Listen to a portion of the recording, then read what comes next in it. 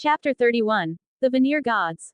Inside Valasholf, seated upon the highest divine throne, Thalos watched his foolish younger brother with some amusement. The image of Odin standing eagerly at the palace gates stirred a dry, magnetic voice in Thalos's mind. Spring has arrived. Life awakens. It's mating season once again. The forests are thick with the scent of hormones. And then, Odin's storyline simply stopped progressing. Each goddess offered Odin polite thanks for his welcome, but not one entered the hall at his side. Not even Frigg, his number one hope, spared him a single proper glance. All Thalos could see written on his brother's forehead was one big, tragic character, commiserable. Honestly, it wasn't as if Odin had done anything wrong. But life was cruel like that. The firstborn inherits. The strongest takes all. The world doesn't remember the runner-up, it remembers the champion. And in a divine family, the second son has it rough, especially when the first is a god king, whose strength dwarfs all others.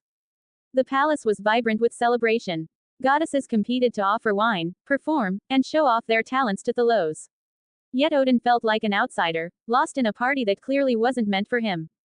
Especially when he saw Frigg, who barely smiled at him earlier, now dancing gracefully for Thalos, proudly showing off her divine beauty.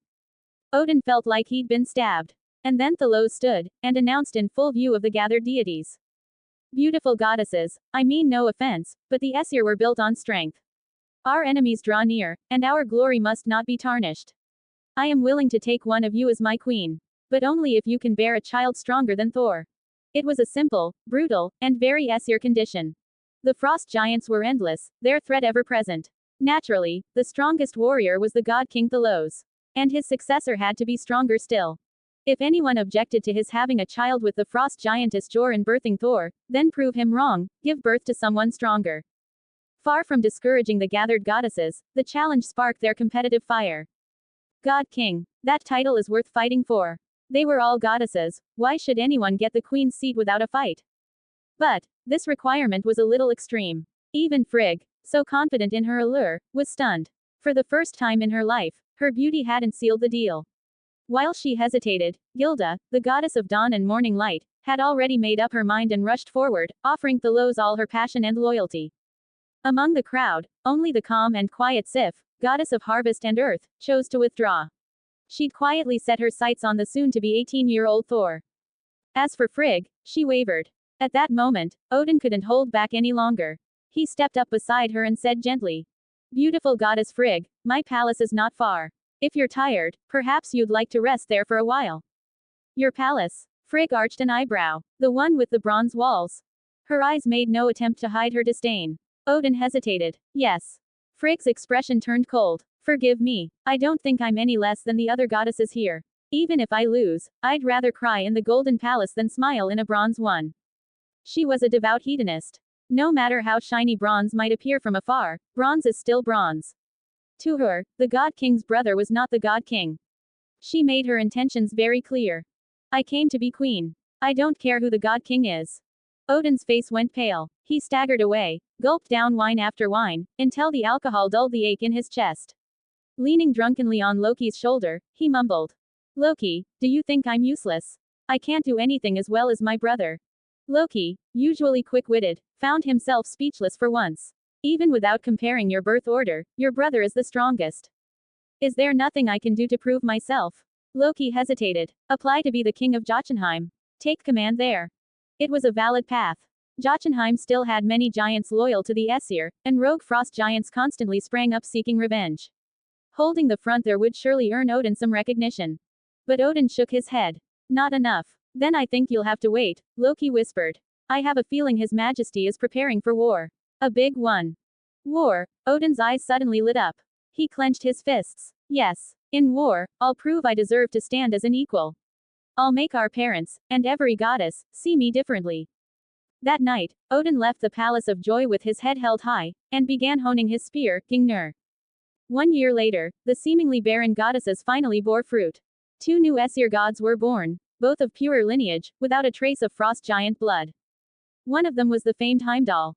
Thalos sighed as he looked upon the boy. After years of being misled by Marvel, he could hardly believe his eyes. No dreadlocks. No black skin. Just a snow-white warrior with chiseled features and a massive golden tooth, known by many as the White Aesir. His eyes could see for 300 miles, and his ears could hear across entire realms. When he came of age, Thalos planned to put him on Bifrost duty, finally letting poor Jor the bow god off the hook. The second child was Balder, god of light, handsome, innocent, always wearing a radiant smile that made the goddesses absolutely adore him. Both were fine boys, with one small problem. They weren't stronger than Thor, Tyr, or Vidar. Heimdall, born of Gilda, might one day catch up. Balder, his combat abilities weren't even in the same league. Frigg nearly blacked out when she realized this, and vowed to work harder. As for Bor and Bestla, their greatest relief came when Odin finally got it together. He snuck down to the mortal realm and seduced a woman named Rindr, who later gave birth to a son, Vali. Though they were slightly disappointed that their second son couldn't woo a goddess, they were at least happy he'd started building a legacy of his own. 10 years later, as always, the great cow Aumbla stirred again. This time, the tremor was massive. With a single lick, an entire carriage-sized chunk of glacier caved in, triggering a domino effect. Booming collapses followed in quick succession. Within mere breaths, a massive ice canyon had formed. From the valley below, countless colossal figures opened their glowing eyes. As thousands of tons of ancient ice crashed from their bodies, beams of seven-colored light shot into the sky. This event was so powerful that Thalos didn't need Jor's report. Sitting on his throne in the Golden Palace, he felt it through the world's will itself, an unmistakable ripple. He stood. Oh, finally here, are you? Veneer gods, you've kept me waiting. Veneer gods, you've kept me waiting. Blank. Check out my Patreon for plus 200 additional chapters in all my fanfics. Only $5 per novel or $15 for all. www.patreon.com/mutter closing square bracket. Plus 50 power stones equals plus 1 extra chapter. 1 comments 0 vote. Chapter 32. The bell tolls. Thalos felt a long-lost sense of excitement. After slaying Ymir, that rush, that thrill of conquest and destiny, it had grown quiet. That's life, isn't it? When you're single, you crave a woman. Once you have one, you start dreaming of a harem. Eventually, you want those women to be goddesses, worthy, divine companions. Becoming a god king should have been the pinnacle of any transmigrator's dream. With his intelligence, governing the 9 realms was nothing more than a side hobby. He could have just lazed around in divine beauty, basking in adoration. But not a day went by that he forgot. He was destined to face Ragnarok, the world-ending cataclysm. Fighting against such a world-level fate, that was what made the divine game truly thrilling. Ever since arriving in this world, even after he prematurely removed Searcher from the equation, Thalos had more or less been following Odin's script. He fathered the key children at the right times, watching how fate stubbornly snapped events back into line. If there was any real place he could start breaking the pattern, it was with the Veneer gods. In the Edda, the Aesir could not defeat the Veneer, and so they were forced into co-rulership. That uneasy alliance planted the seeds of countless future conflicts. But just because the world needs the Veneer doesn't mean it needs to share power with them. Thalos's fingers lingered on the soft skin of the goddesses beside him. Frigg and Gilda flinched as his grip unknowingly tightened, not enough to harm, but just enough to sting. He didn't apologize. He simply patted their supple forms, motioning them to retreat a little. Then, his voice, majestic and mighty, rolled through the Golden Palace, echoing off the gilded walls with divine thunder. Sound the alarm, first level alert. It was a declaration. He wanted war. A challenge worthy of the Aesir's glory. A conquest worthy of a god king. Dong, dong, dong. The bell tolled through all of Asgard. Its deep peals pierced the dawn skies, breaking through the fading night as the rising sun bathed the Golden Palace in burning light. The clouds glowed red and orange, as though a giant had lifted a burning torch over the world. The toll reached every corner of the realm. Mortals turned their heads toward the shining palace at the heart of the sky, instinctively sensing something monumental had begun. Giants paused their tasks. Gods halted their leisure. They had all been told. When enemies approach, the bell will ring.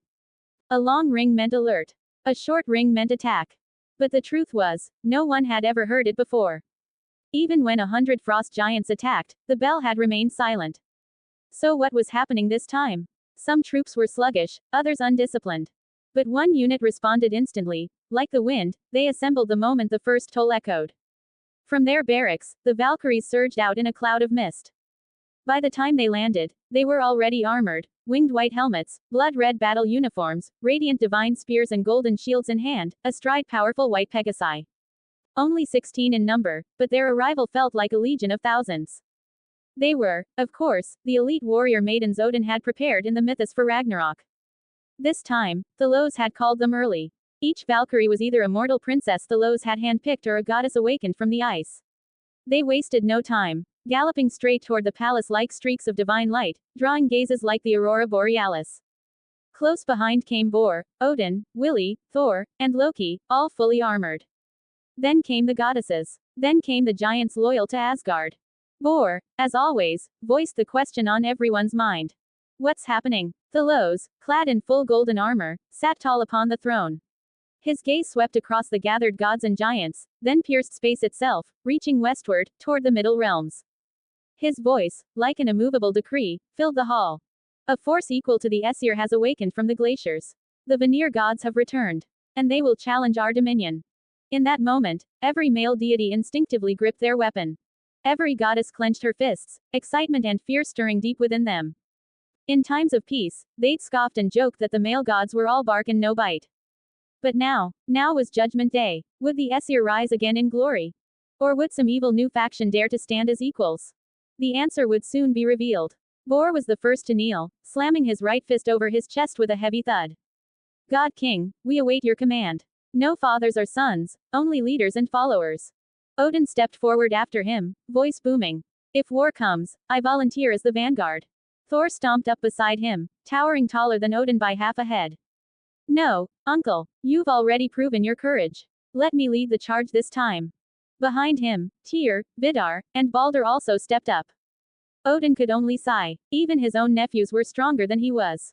More gods and giants followed suit, pledging loyalty with fists to their chests.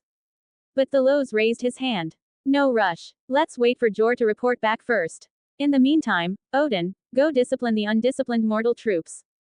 Yes, your majesty. Tyr, Vidar, Balder, you three form patrol squads. 3 shifts, rotating.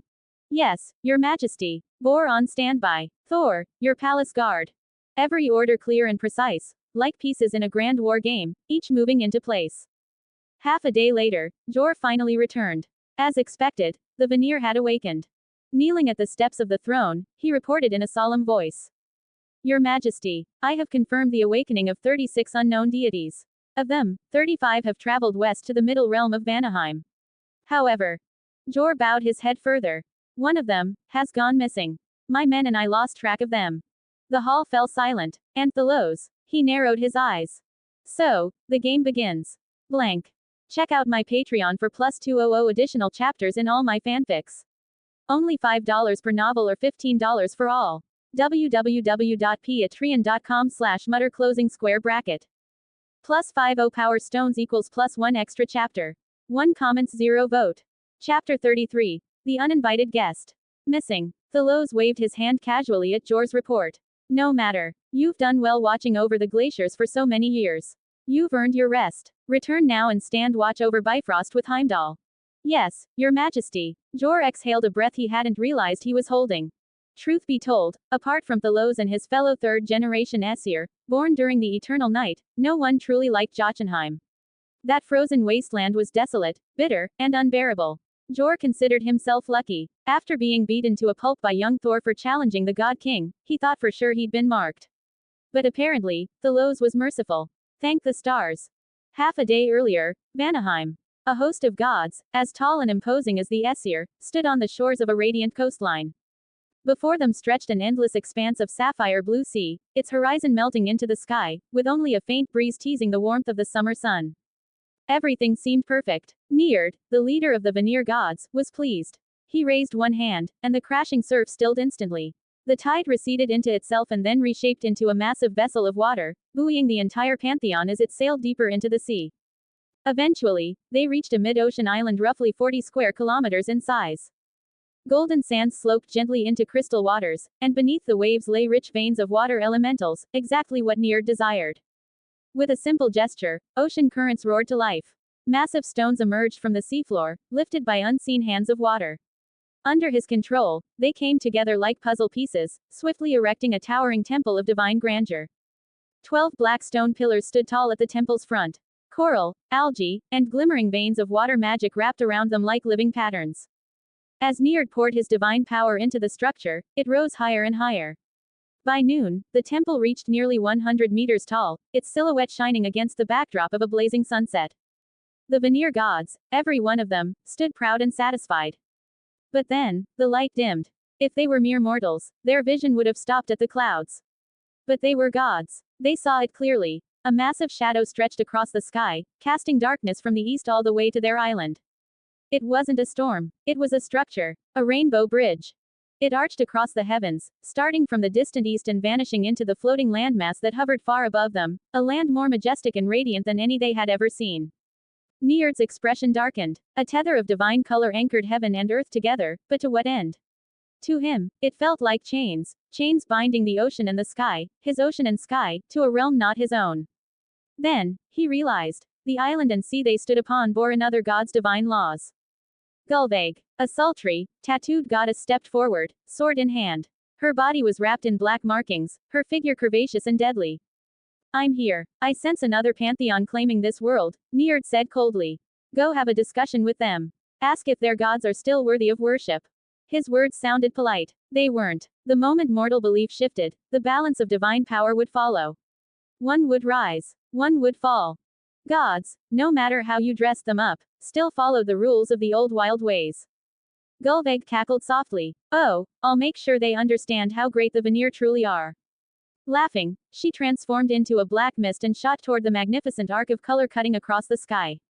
At Bifrost, the rainbow bridge. Standing guard, Heimdall kept his eyes wide open. Ever since the alert had been issued, he'd been on high alert. Beside him, Jor was quietly checking the feathers of his arrows, ensuring every shaft was straight, every fletching clean. Heimdall's vigilance had never been in vain. Suddenly, he saw it. Footprints. Barely visible, a string of delicate depressions began to appear on the divine roadway that connected Bifrost to the sacred path. The marks were faint, just the barest shift of sand and dust. No mortal could have noticed. But Heimdall's senses were divine. Who goes there? Heimdall bellowed. Jor's reflexes kicked in instantly. 2 arrows flew. One arrow tore through the air with a sonic boom, tearing open the sky like a crack of thunder. The second was silent, shadowing the first like a twin, poised to strike from the dark. But they missed. The intruder had turned into mist, slipping between the arrows with supernatural grace. She's faster than we are, Heimdall growled. I'll sound the horn. You chase. Understood. They split in an instant. Heimdall drove his sword bolt steel into the ground and blew his divine horn. W-O-O-O-O-O-O-O-O-O-O-O-O-O-O. The alarm echoed through the realm, deep and sonorous. No longer a warning. It was the signal of invasion. Seconds later, the alarm bells joined in. Asgard mobilized. Fast. But the enemy was faster. Like a streak of smoke, the black mist surged past the Valkyries guarding the gates of the Golden Palace. It blew open the 100-meter doors with ease. And there she stood, a 5-meter-tall woman, covered in black tattoos.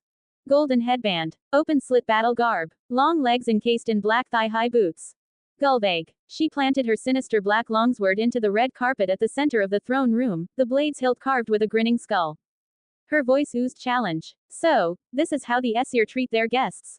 Seated atop his throne, Thalos rested his chin on his right hand. He gently waved his left, halting Thor and the other gods who were ready to explode. His voice was calm, cold. To our friends, we offer wine. To our enemies, we offer blades. It wasn't empty talk. Gulveig saw it. To her left stood a massive barrel of mead, filling the air with rich aroma. To her right, 8 unsheathed divine swords, hovering in midair, all pointed at her. But she didn't flinch. She laughed. I am Gulveig, emissary of Lord Njord. I've come to ask, does the Aesir pantheon truly deserve its throne? Insolence. The response. A lance of light, sharp enough to pierce the stars, shot toward her like divine wrath. Blank. Check out my Patreon for plus 200 additional chapters in all my fanfics. Only $5 per novel or $15 for all. www.patreon.com/mutter closing square bracket. Plus 50 power stones equals plus 1 extra chapter. 1 comments 0 vote. Chapter 34. The legendary Undying Queen. By rights, Odin should not have made a move. Declaring war against an equal-level divine race was a privilege reserved for the god king. But Odin couldn't endure it. None of the gods or giants present could. Gulveig's very first words had fundamentally challenged the legitimacy of the Aesir's rule, insulting the entire Aesir pantheon. That in itself was a declaration of war. In this era, only recently removed from barbarism, there was no such concept as, don't kill the envoy. People handled things in a straightforward and brutal manner. Odin's action wasn't wrong. There was no doubt that when he hurled Gungnir, what he unleashed was a world-shaking, breathtaking strike. The thrown divine spear looked like a morning star streaking through the heavens, its radiance easily outshining the golden walls behind it. It tore through the void, aimed straight for Gulveig's heart. The Veneer goddess on the opposite side did try to dodge. She couldn't. There was simply no way to dodge. Her field of vision suddenly and subtly shifted, reality seeming to stutter. One moment, the gleam of the spear was still 50 meters away, and in the next, it was already at her chest. That jarring perceptual split caused her to panic slightly. Then, a horrific bloody hole appeared in her chest. It wasn't until Gungnir traced a grand arc through the air and flew back into Odin's hand that Gulveig finally saw clearly how Odin had attacked. And then, she fell. Die, you blasphemous bitch. Odin spat bitterly at the end. Having spoken, Odin turned with pride, with the unshakable aura of a true male god who never looks back at the explosion, striding back toward his divine throne. Just then, a mocking chuckle, kkkk, rang out behind him. Odin froze as if under a binding spell. His entire body tensed, and even his eyes filled with blood. His bull-like neck strained as he turned his head. Not just him, the entire hall of gods and giants stared in stunned disbelief as Gulveig slowly rose from the ground with an eerie, unnatural presence. So this is the might of the Aesir. What a joke, she said flippantly. Her voice dripped with contempt, as if slapping Odin's pale face repeatedly with invisible hands. Next to him, the ever-temperamental Thor lost it. He grabbed Mjolnir and charged forward. Just then, Thalos's unhurried voice rang out. Thor, halt. Thor stopped dead in his tracks, turning back in frustration to cast a confused look at his father, Thalos. Not just him, the gods and giants in the hall were all bewildered. Had the God King gone soft? Was he really conceding? Then how could he still sit proudly on the sacred throne of the God King? Several Aesir goddesses openly showed their disappointment. Gulveig laughed harder, even more brazenly. Ah, yes, now that's more like it. A swirl of black mist rushed toward the wicked goddess. As the mist churned, the horrific hole in her chest vanished completely. The gods gasped in unison. What kind of devilry was this? Gulveig's taunting became completely unrestrained. You muscle-brained barbaric idiots actually dare call yourselves gods. Hand over control of the Ginnungagap world, and His Majesty our glorious God King Njord might grant you a little corner of land where you can shut yourselves in and play your little divine games. Such humiliation. How could the gods and giants endure it? Their fists had long since clenched into iron.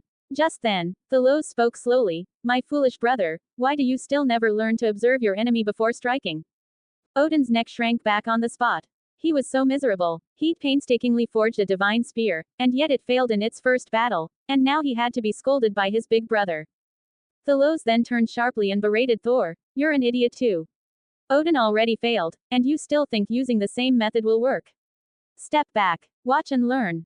Gulveig burst into crazed laughter.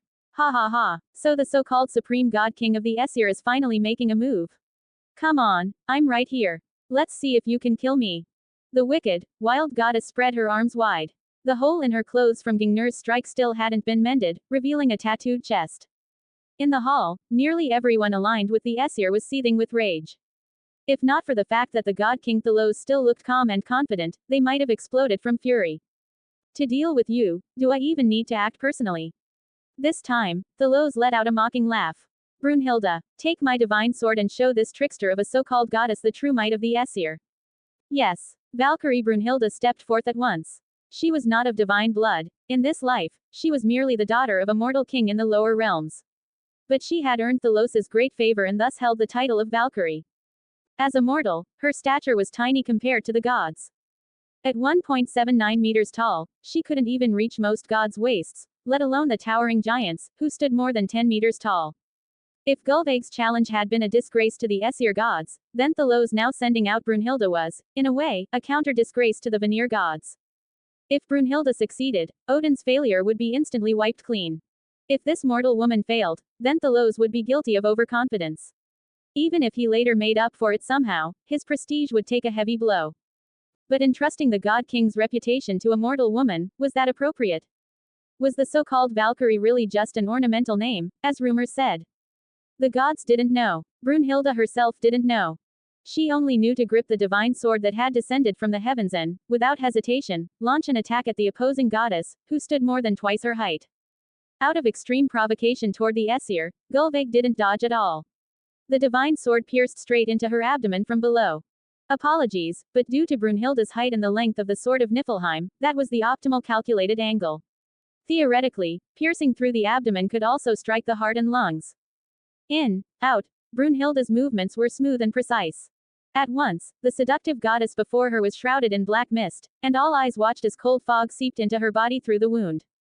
A second later, Gullveig's scream of agony shook the heavens. No, what's happening? What did you do? She stared at Thalos on the divine throne with incredulity, her eyes filled with disbelief. She wanted to spew more venomous mockery, but when she opened her mouth again, she was horrified to find that her lips, throat, lungs, stomach, intestines, and every orifice were filled with icy mist. When her divine body knelt uncontrollably toward the throne, the hall erupted in shock. At the corner of Thalos's mouth curled a charming smile. Hey, no wonder she was called the legendary undying queen. In the epic Edda, someone even Odin and Thor couldn't kill after 3 tries. Too bad, true damage is the most real damage in this world. Blank. Check out my Patreon for plus 200 additional chapters in all my fanfics. Only $5 per novel or $15 for all. www.patreon.com/mutter closing square bracket. Plus 50 power stones equals plus 1 extra chapter. 0 comments 0 vote. Chapter 35. The Aesir's Return Gift. Thalos had long prepared for this. He specifically designed his Sword of the Nine Realms with true damage in mind, for the express purpose of countering the Aesir's greatest rivals in this world, the Veneer. The Aesir gods appeared incredibly powerful, but most of them had achieved godhood through physical ascension. Especially after their bloodline mingled with that of the giants, their abilities relied almost entirely on brute force. This was most evident in Thor. Though their physical forms were mighty beyond compare, the problem arose when enemies refused to face them head-on, instead harassing them with nimble formations and magical attacks. Most Aesir had no answer for such tactics. In the epic Edda, many of the Aesir whose bodies weren't tough enough were slowly bled dry and worn down by the Veneer, who ultimately managed to kill quite a few. Conversely, Veneer gods lacked physical endurance. Once their tricks were broken, they were eliminated instantly. The result was that the two sides ground each other down in a prolonged war of attrition, depleting all their strength and eventually being forced into an uneasy truce. Now, Gullveig kneeling had a huge impact. If things had gone as in the epics, Odin and Thor failing 3 times to kill the dark sorceress Gullveig, the Aesir would have lost morale before the battle even began, their effective strength slashed by 30% at the start. But now, so what if Odin lost face? Was this, foolish little brother, as the God King was fond of calling him, not already infamous for losing face time and again? An unreliable divine brother, a reliable God King, and a divine son with room to grow, that was enough. The moment the tattooed goddess knelt, the temple erupted with thunderous cheers. Ha ha ha, you wicked witch, did you really think your tricks would work? Our Lord didn't even need to act himself, just one mortal defeated you. Bet you regret it now. Ha ha ha ha ha. The giants were the loudest, with the shouting interspersed by shrill cries of excitement from many goddesses. Everything had happened so fast that when Ullr the bow god returned, he was stunned to see the enemy already on her knees. Did I miss something? Ullr asked sheepishly. No, not at all. The best part is just beginning. Loki's face was flushed with excitement. Gullveig's bizarre magic had deeply stirred his imagination. He felt he could invent even more cunning tricks. Down at the steps below the throne, Gullveig's body convulsed violently. She was furious, struggling to rise and unleash dark magic against the barbaric Aesir god king who had done whatever it was to her. The sad truth was, she couldn't. That cold fog inside her was wreaking havoc, transforming into dozens of hand-sized palms that were physically gouging her heart and lungs. Not fatal, but agony beyond belief. The internal disruption of her organs was driving her to the brink of collapse. Tears, snot, and sweat streamed uncontrollably from every orifice, leaving her looking like someone freshly dragged from a swamp, utterly wretched.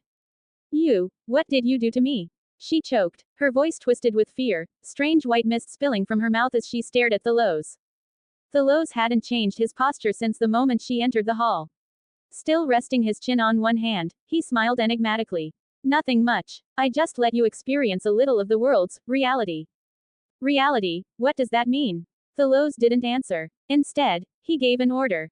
Valkyries, drag her away and lock her in the sky prison. Leave that sword in her. Though frankly, pulling it out wouldn't change a thing. Yes. The chosen mortal maidens, ecstatic to carry out the God King's command, responded in unison. Compared to the gods, they lacked strength. So it took the combined effort of several of them to drag the nearly 5-meter-tall Gullveig out of the hall like a dead dog. Yet this only reinforced the overwhelming image of mortals defeating a true god. The uproar in the hall didn't quiet down. In fact, the clamor grew even louder. Ha ha ha, this is the Veneer, can't even measure up to mortals, what a joke. Look at her pathetic state. Her head's not even worthy of hanging on the rainbow bridge. With Gullveig dragged away, Odin, still feeling bitter, stepped forward and bowed deeply. My apologies, Your Majesty. I was too reckless just now. Forgive me, Father. So was I, Thor followed suit, admitting fault. Thalos waved a hand. Listen, both of you. A commander must never act on impulse. Remember that. Cultivate your temperaments properly. Yes. The two gods answered in unison. At that moment, Bor stepped forward. Then, how shall we respond to the Veneer's declaration of war? With just one sentence from Bor, the giants stirred immediately. They raised all manner of weapons high into the air, their deep roars nearly tearing the roof off the golden palace. Kill all their male gods. Take all their female gods. Oh. Thalos's lips twitched slightly. Truly, this was the god system once worshipped by Vikings, so gloriously straightforward. But these dumb giants didn't stand a chance against the Veneer. In the epics, they were a drag on the Aesir during the war. Still, in recent years, several renowned giants had pledged loyalty, Fabuti and Loki, the married couple who joined early on, as well as the giant Tiaz and the giantess Skadi. Giants respected strength and had straightforward personalities. On the other hand, with the enemy's strength still unknown, it wouldn't be ideal to keep these giants, who had pledged themselves to the Aesir, out of the fight entirely. Thalos had an idea. Giants, I hear your thirst for battle. Indeed, our race must respond. But sending you into Jotunheim, surrounded by ocean, would be a waste of your true strength. So I propose a better way to showcase your valor and might. What is it? Tiaz asked eagerly. The gods will continue preparing for war. Giants, come with me. Before long, Thalos led 100 giants to the westernmost cliff of the floating continent of Asgard and pointed down at the clearly visible landmass of Jotunheim below. The two continents weren't that far apart, maybe 100 kilometers at most. Both landmasses were large, but at this distance, everyone could clearly see the small island surrounded by blue ocean where the Veneer resided. See that island? That's where the lowly trash who claim they should rule the world of Ginnungagap live. Thalos's declaration triggered a thunderous response from the giants. We see it. All you need to do is strap on some safety harnesses and start hurling boulders at the skulls of those bastards down there. Can you do that? We can do it. The giants were even more fired up. Truth be told, facing enemies who were full of trickery and seemingly unkillable had made them hesitant. But raw power, that was their specialty. So the giants fastened massive safety ropes made from thick braided vines around their waists, then lifted boulders weighing 10 tons or more and hurled them down toward Jotunheim with all their might. It was a man-made meteor shower. And giants were technically people, no problem there.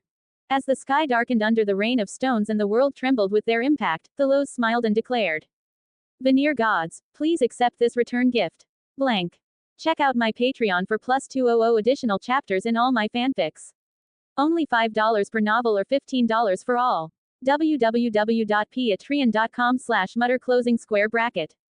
Plus 50 power stones equals plus 1 extra chapter. 2 comments 0 vote. Chapter 36. The man-made meteor shower. In the Sibylline prophecies, the war between the Aesir and the Veneer is described as follows. This was the first grand-scale and brutally tragic war since the dawn of creation. The warriors of both divine races fought fearlessly on the battlefield, and every god's weapon was stained with the enemy's blood. Because the two sides were evenly matched, the war dragged on for many years, with both pantheons suffering enormous losses. From Thalos's perspective, the blame for the Aesir's failure to overcome the Veneer in that epic still fell on Odin. The Aesir had the home field advantage, and yet a group of not particularly powerful newcomers managed to battle them to a standstill. That, in itself, was the ultimate defeat. It all stemmed from one root problem. When the three brothers of the Aesir reshaped the world, they had grown sick of cold and eternal night, and so simply and violently dumped all the elements they didn't want into other realms. As a result, the Aesir, perpetually basking in sunlight, suffered from a kind of magical climate shock whenever they ventured out. No matter which realm they fought in, they always felt like they were at a disadvantage. So why had Njord sent the legendary undying queen, Gullveig, to provoke the Aesir? For one, the Veneer were genuinely confident, and had a taste for courting death. 2. It was entirely possible Njord intended to bait the Aesir into launching an invasion, only to surround and annihilate them on his home turf. Think about it. With the Rainbow Bridge at their disposal, Odin might descend onto the Veneer's island with his war band, full of righteous fury, to demand justice, only to realize too late. Njord is the god of the sea. He could summon enormous tidal waves with ease and unleash omnidirectional, full coverage strikes on the airborne troops of the Aesir. And just when Odin and Thor had failed 3 times to kill Gullveig, utterly losing face, the Aesir's morale would be shaky. They would be compelled to attack anyway, or else they wouldn't be able to suppress internal dissent and fractures within their ranks. That was the true fatal point. Thalos suspected that in the epic, Odin had been forced into that very trap, step by step, by Njord. But this lifetime was different. Thalos's reshaping of the world had been more thorough, more balanced. He had personally lifted the Aesir out of their primitive barbarism.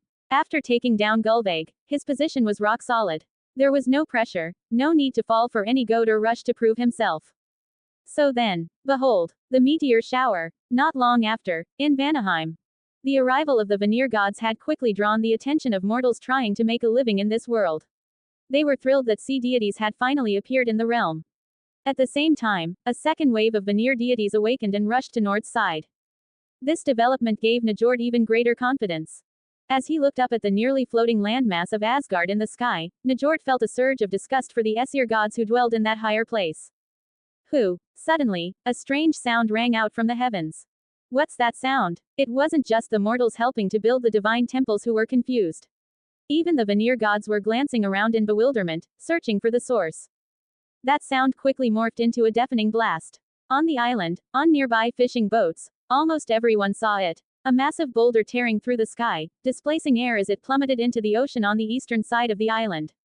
Watch out! Freyr, the Veneer god near the shore, instinctively shouted. With a terrifying howling wind, the boulder crashed down near a ferry carrying believers to the island. Boom! It was a slightly off-target, but not completely off-target, throw. The impact point was less than 20 meters from the boat's hull. The sailors aboard hadn't even realized what was happening when a towering wave, laced with razor-sharp stone shrapnel, slammed into them. The roaring of the waves, the crashing impact, and the screaming of the crowd lasted who knew how long. When one unfortunate sailor crawled back onto the deck, his face stung sharply. Instinctively reaching up, he felt his own teeth where his cheek should have been. Ah! He joined the chorus of screams. He was one of the unluckier ones. Most passengers aboard the simple, open, wide-decked wooden vessel suffered only minor to moderate cuts from flying debris, not life-threatening, though they bled a lot. What truly struck fear was the beach. Several shattered boulders now stood embedded in the once calm, flat sands, their brutal presence utterly out of place against the peaceful shoreline. Watch out! More incoming! Someone shouted. Everyone looked up in horror and saw more boulders, weighing hundreds of tons, hurtling down from the sky. It was as if the heavens themselves were punishing them, raining down a storm of destruction. Njord, shocked and pale, quickly thrust out his hand. With a surge of divine power, the previously calm ocean exploded into motion. A towering 30-meter wave surged upward, perfectly timed to shield the harbor and the faithful gathered on the docks. The wave flipped like a human performing a front somersault. Thousands of tons of water roared over the believers' heads, colliding with the incoming stone. From behind the massive wall of water, people heard only dull, muffled thuds. That was the sound of the boulder hitting the wave, breaking apart and slowing on impact. Filtered through the water, it didn't even sound real. The huge wave absorbed the shrapnel and carried it into the sea's depths. Praise Lord Njord! The ignorant faithful screamed, hailing it as a divine miracle as they fell to their knees in worship. Only Njord himself wore a face dark as iron, glaring up toward the sky. With the second massive boulder crashing down, the clouds above had long since been shredded apart, revealing clearly the source, more immense, meteors, streaking through the heavens, trailing long tails of flame as they hurtled from east to west, straight for the island. Even if Njord had been as dumb as Billy, he would have understood by now, this was no natural meteor shower. This was the Aesir's revenge. Through his expanded divine perception, Njord already vaguely grasped that these 10-ton boulders were being hurled directly from Asgard. The awe-inspiring noise of their descent triggered widespread panic among the mortals. Njord ceased his costly tidal defenses. With a soft murmur, dozens of swirling waterspouts rose from the sea's surface, serpentine water formations, not actual sea serpents, but elementally formed constructs mimicking their shape. They coiled and twisted upward, shooting jets of water high into the sky, perfectly aimed at intercepting the falling rocks. More boulders fell, but none fared any better than the first. Each was struck midair by water bullets that acted like interceptor missiles, shattering the stones into fragments, which then rained down into the sea in a terrifying downpour. The mortals continued to glorify their god's majesty. But no one noticed that Nord's expression had gone pitch black, as dark as the bottom of a pot. These stone missiles showed no signs of stopping.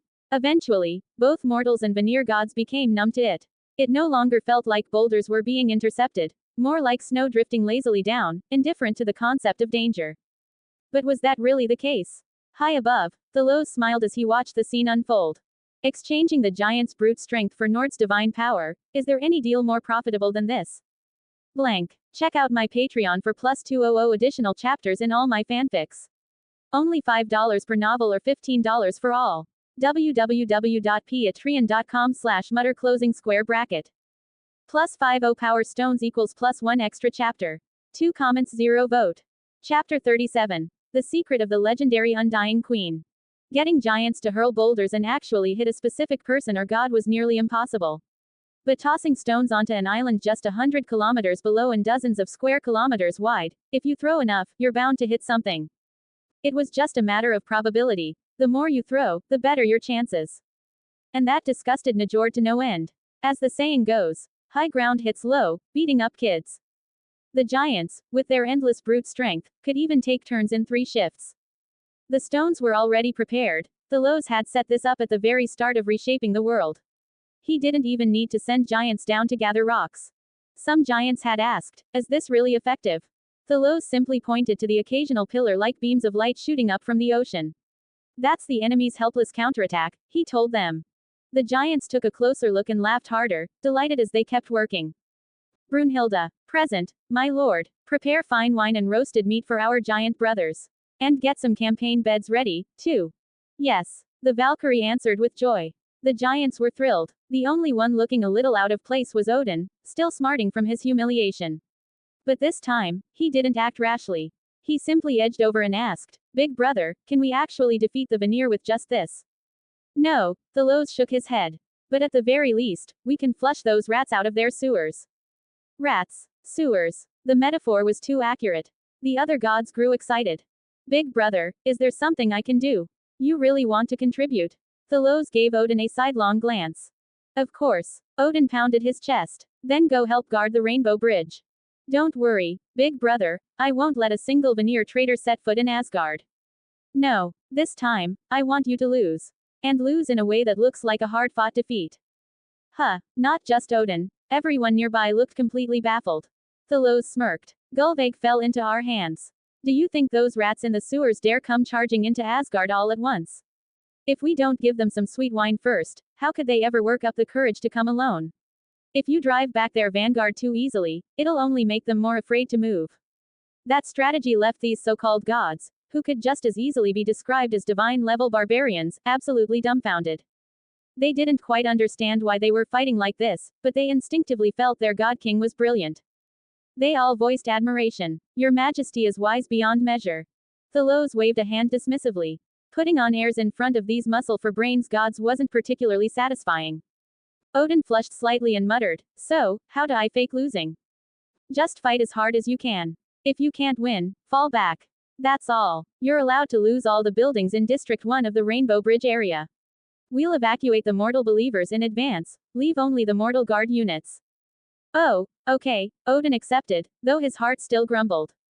Big brother, what are you saying? Are you implying I can't beat them? What Odin didn't know was, Thalos actually was thinking that. Not because he looked down on Odin. But if you reviewed the Edda, Odin's clean and decisive victories were incredibly rare.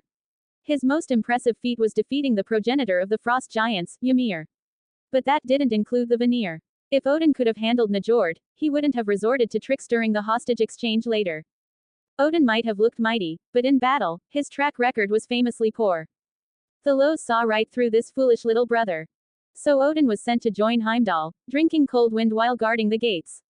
The second line of defense was handed to Bor. Thalos turned away with Thor and left. Before long, at the Sky Prison. The scene was a bit odd. Careful, grab the sword hilt. Got it, ah. At one point, Gullveig, who should have been bound in chains, suddenly turned into a plume of black smoke, attempting to escape. Unfortunately for her, Just as she burst free, the Valkyrie Grey leapt into the air and gripped the hilt of Niflheim, the sword lodged in Gullveig's body. The moment she did, Gullveig let out a shrill scream as all the black smoke was yanked back into the chains, reforming into her slender, tattooed, and distinctly cursed figure. As Thalos and Thor arrived, the guarding Valkyries rushed to kneel and apologize. "Forgive us, Your Majesty, we almost let her escape." "Almost. No, you were far from it." Thalos couldn't hide the smile on his lips. His gaze sent a chill down Gullveig's spine. "You accursed god king, what did you do to me?" Gullveig roared, trembling with fury. Thalos didn't answer. Instead, he turned to Thor. "My son, weren't you curious why I stopped you from attacking her earlier? How many times have you imagined what would have happened if you had struck?" Thor's eyes widened. "Father, how did you know?" Thalos sighed. "You're too easy to read. Never mind, you'll understand soon enough. Then I won't hold back." Thor raised Mjolnir and strode toward the strange, wicked goddess. Things were different now. The defiance Gullveig had shown in the Great Hall was long gone. "You, stay away from me." Thor didn't listen. With a powerful leap, lightning crackled from his famous hammer, Mjolnir, and with a mighty roar, he brought it down. Crack. It was brutal. Not only did the hammer physically smash Gullveig's head to bits, but the thunderous lightning that followed charred her body black. Thor's eye twitched. His mouth, cheeks, everything spasmed slightly as he looked back at his father in confusion. "Was that it?" Thalos grinned. "Brunhilde." The Valkyrie instantly stepped forward, planting both hands on the hilt of the mist-forged sword of Niflheim.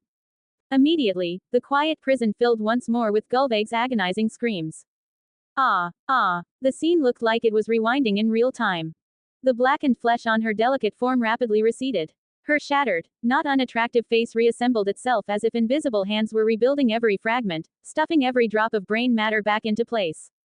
She tried to cast a counterspell, but just as the incantation formed, Niflheim flashed, and the curse was shoved right back into her throat.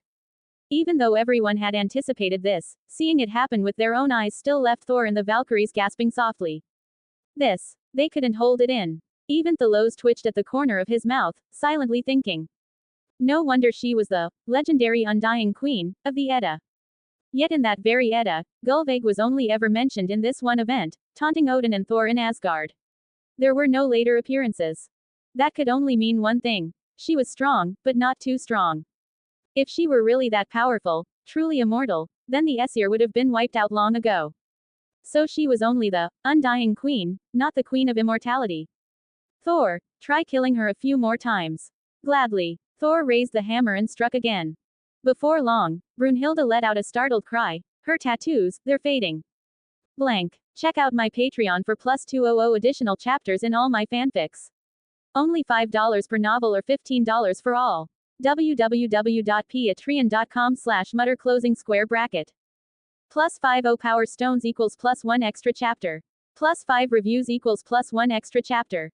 1 comments 0 vote. Chapter 38. I, Gullveig, am skilled in song and dance bonus chapter. The moment Brunhilde said it, Gullveig's divine body trembled violently on the spot, shuddering like drying rice under the sun. It was such a raw, visceral reaction, there was no way anyone could fake it. Within the sky prison, lit by the steady glow of eternal fire elements, everyone clearly saw that Gullveig, though resurrected each time she was killed, wore garments that never mended. After a few more kills, they were torn apart in large patches. And that made things even more visible. Her waist, once densely inked in dark tattoos, was now a patch of flawless white. Even Thor, who wasn't known for deep thought, suddenly realized, the tattoos, they're her lives. Thalos sneered. She likely used some form of dark sorcery to seal powerful lifeforms inside her own body. When she suffers lethal damage, the injury is redirected to one of those stand-ins. But once she runs out of those substitutes, the next killing blow will truly end her. As Thalos carefully revealed the final secret behind Gullveig's so-called immortality, all the arrogance once etched on her face crumbled. She fell to her knees, head banging against the floor again and again. "Lord Borson, I'm sorry. Truly sorry. I didn't mean to mock the Aesir. I was following Nord's orders, provoking you into a rash assault so that you'd recklessly invade Vanaheim. Please forgive me. I never meant to insult the Aesir." Gullveig was terrified. She was genuinely afraid now. Perhaps it confirmed an old truth. Those with multiple health bars are often the ones who fear death the most. Thalos curled his lip. "I'm not a sadist. I'll give you a chance. Remove the rest of those tattoos yourself." Gullveig's eyes went wide. She desperately wanted to say no. But if she didn't do it, Thor would gleefully keep killing her until every last substitute tattoo was gone. Overwhelmed by pain and despair, Gullveig finally broke down. Oh okay, I'll remove them now. Just, please allow me to use my magic. Thalos nodded slightly. Gullveig didn't dare play any tricks, most likely because the terrifying divine sword was still lodged in her body. Waves of black light shimmered over her as one tattoo after another exploded into mist, each one triggering violent spasms in her body. When it was over, she stood there like a lamb awaiting slaughter, allowing the Valkyries to thoroughly inspect her from head to toe. Your Majesty, is this enough? Gullveig asked with trembling humility. Thalos could hear the fear in her voice, the groveling words tumbling from her lips. He sighed and said, I liked you better when you were unruly. But this version isn't bad either. The once arrogant Veneer goddess gave him a fragile smile, a clear sign of submission. That very night, during the banquet in the Hall of Joy, everyone gasped when they saw the Valkyries drag Gullveig inside. The visual contrast was extreme. A Valkyrie not even 1.8 meters tall was tugging a 5-meter-tall Veneer goddess with a rope that she could have easily snapped at any time, yet Gullveig looked docile as a lamb. The recently rotated giants and gods burst into laughter and cheers on the spot.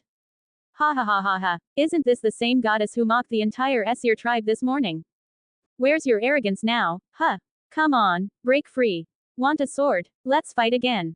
A torrent of mockery pierced Gullveig like 1,000 daggers. Her entire body trembled violently, but she kept her head bowed, not daring to speak a single word in protest.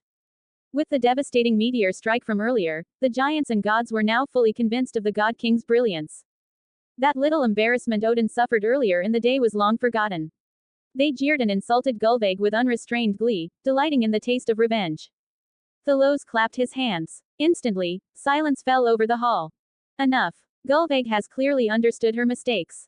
To atone, she has decided to join the Aesir as a divine attendant. Now, let her present a traditional Veneer dance as a token of goodwill. What is humiliation? This is humiliation. The harder she had mocked the Aesir in the morning, the harder karma hit her back by nightfall. She had absolutely no desire to perform, but after submitting, that unwillingness was forcibly transformed into compliance. As the crowd howled and whistled, she knelt before the God King. Then, as the dwarven musicians launched into a hastily prepared Veneer melody, she moved like a puppet, extending her limbs in rhythm. Her face twitched from the effort of smiling as she danced, pretending she didn't hear the jeers all around her. This kind of multi-layered degradation, this was how you break a goddess. Watching her graceful, if somewhat mechanical, movements, Thalos couldn't help recalling a pattern he'd seen before crossing into this world. Why did ancient emperors always seem to end up with enemy kings who were skilled in song and dance? Simple. If your head wasn't hanging on a city wall, you had to learn to sing and dance. There was no third option.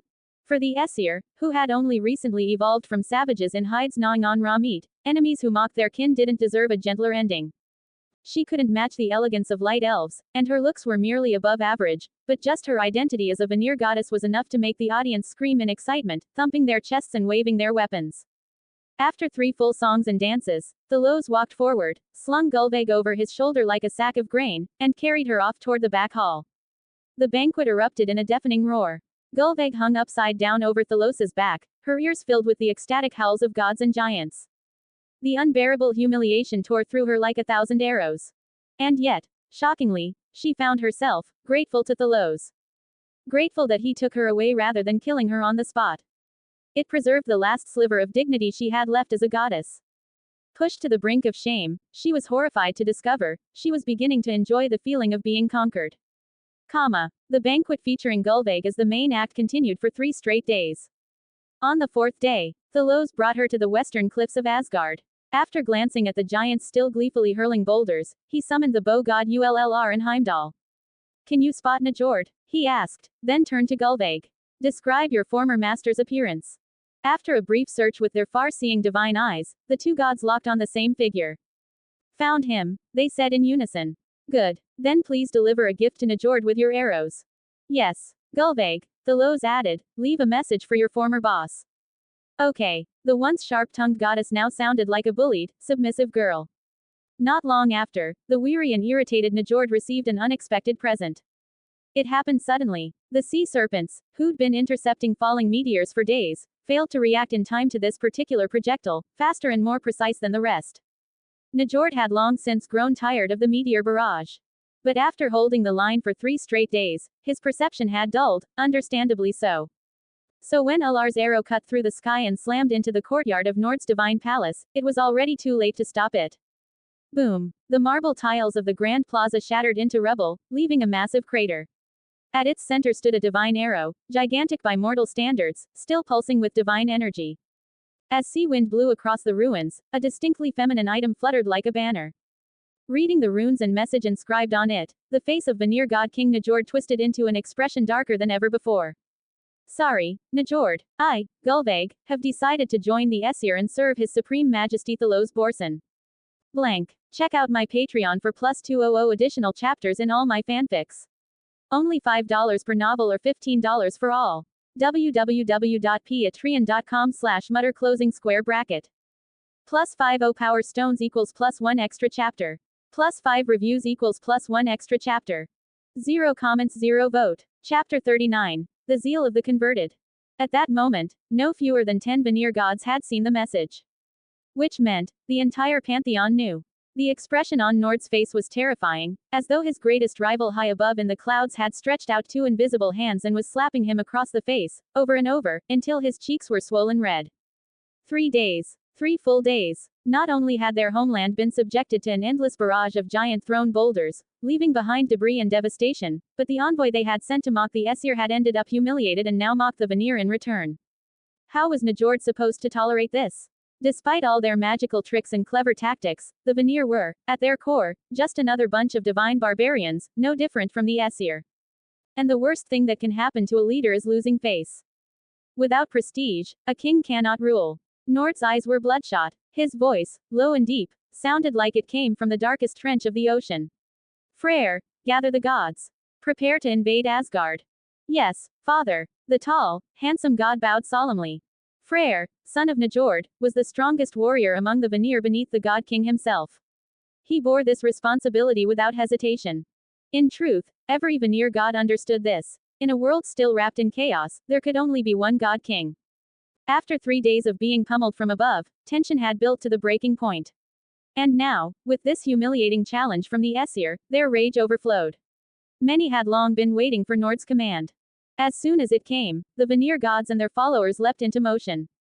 Only Njord remained still, gently raising a hand, and with a surge of violent tidal force, he obliterated the battle invitation sent by Thalos.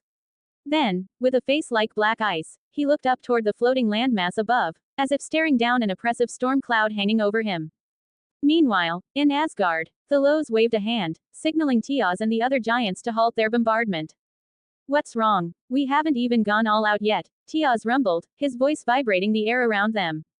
Half of you, keep throwing at full strength. The rest, rest and recover. The Veneer gods are coming. What? Tiaz was shocked, then elated. He grabbed his giant club and scurried after Thalos like an eager hound. Soon, most of the gods and giants had assembled in the Golden Palace for a war council.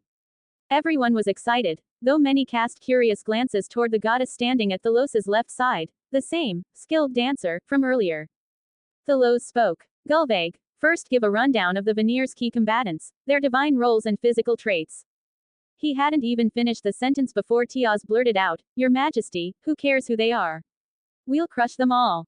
Shut up and listen, or you'll be the first to die, Thalos snapped, a rare show of irritation. Tiaz was absurdly tall, nearly 25 meters, like an 8-story building. Thick-skinned and freakishly tough, he was the Aesir's vanguard warrior. In the epics, he could definitely fight, but he was also shady. He once seduced the Veneer goddess Idun, guardian of the golden apples of youth, and got himself killed for it after pissing off the whole Veneer clan. In other words, he needed strict handling. Letting him off the leash would only lead to disaster. With Thalos's authority at its peak, Tiaz immediately apologized on the spot. The now disciplined listeners sat quietly as Gulveig gave a detailed breakdown of the Veneer gods. When she finished, Thalos began. Strategically, we can afford to look down on the enemy. Tactically, we must take them seriously. From everything I've gathered, the Veneer are not significantly weaker than the Aesir. If you let your arrogance and stupidity take over, you'll end up with your heads decorating their temple gates. Coming from the God King, fresh off 2 major victories, no one dared argue. As expected, Bor was first to step forward. Your Majesty, please command us. Step 1. We've likely succeeded in forcing the enemy out of their lair. But step 2 is what truly matters. Thalos turned his gaze. Odin. Here, Odin strode forward, radiating power as he planted Gungnir before him, exuding an aura that screamed, "I'll kill any god in my way. You'll guard the Rainbow Bridge. Just as planned, lose the first battle and lure them in."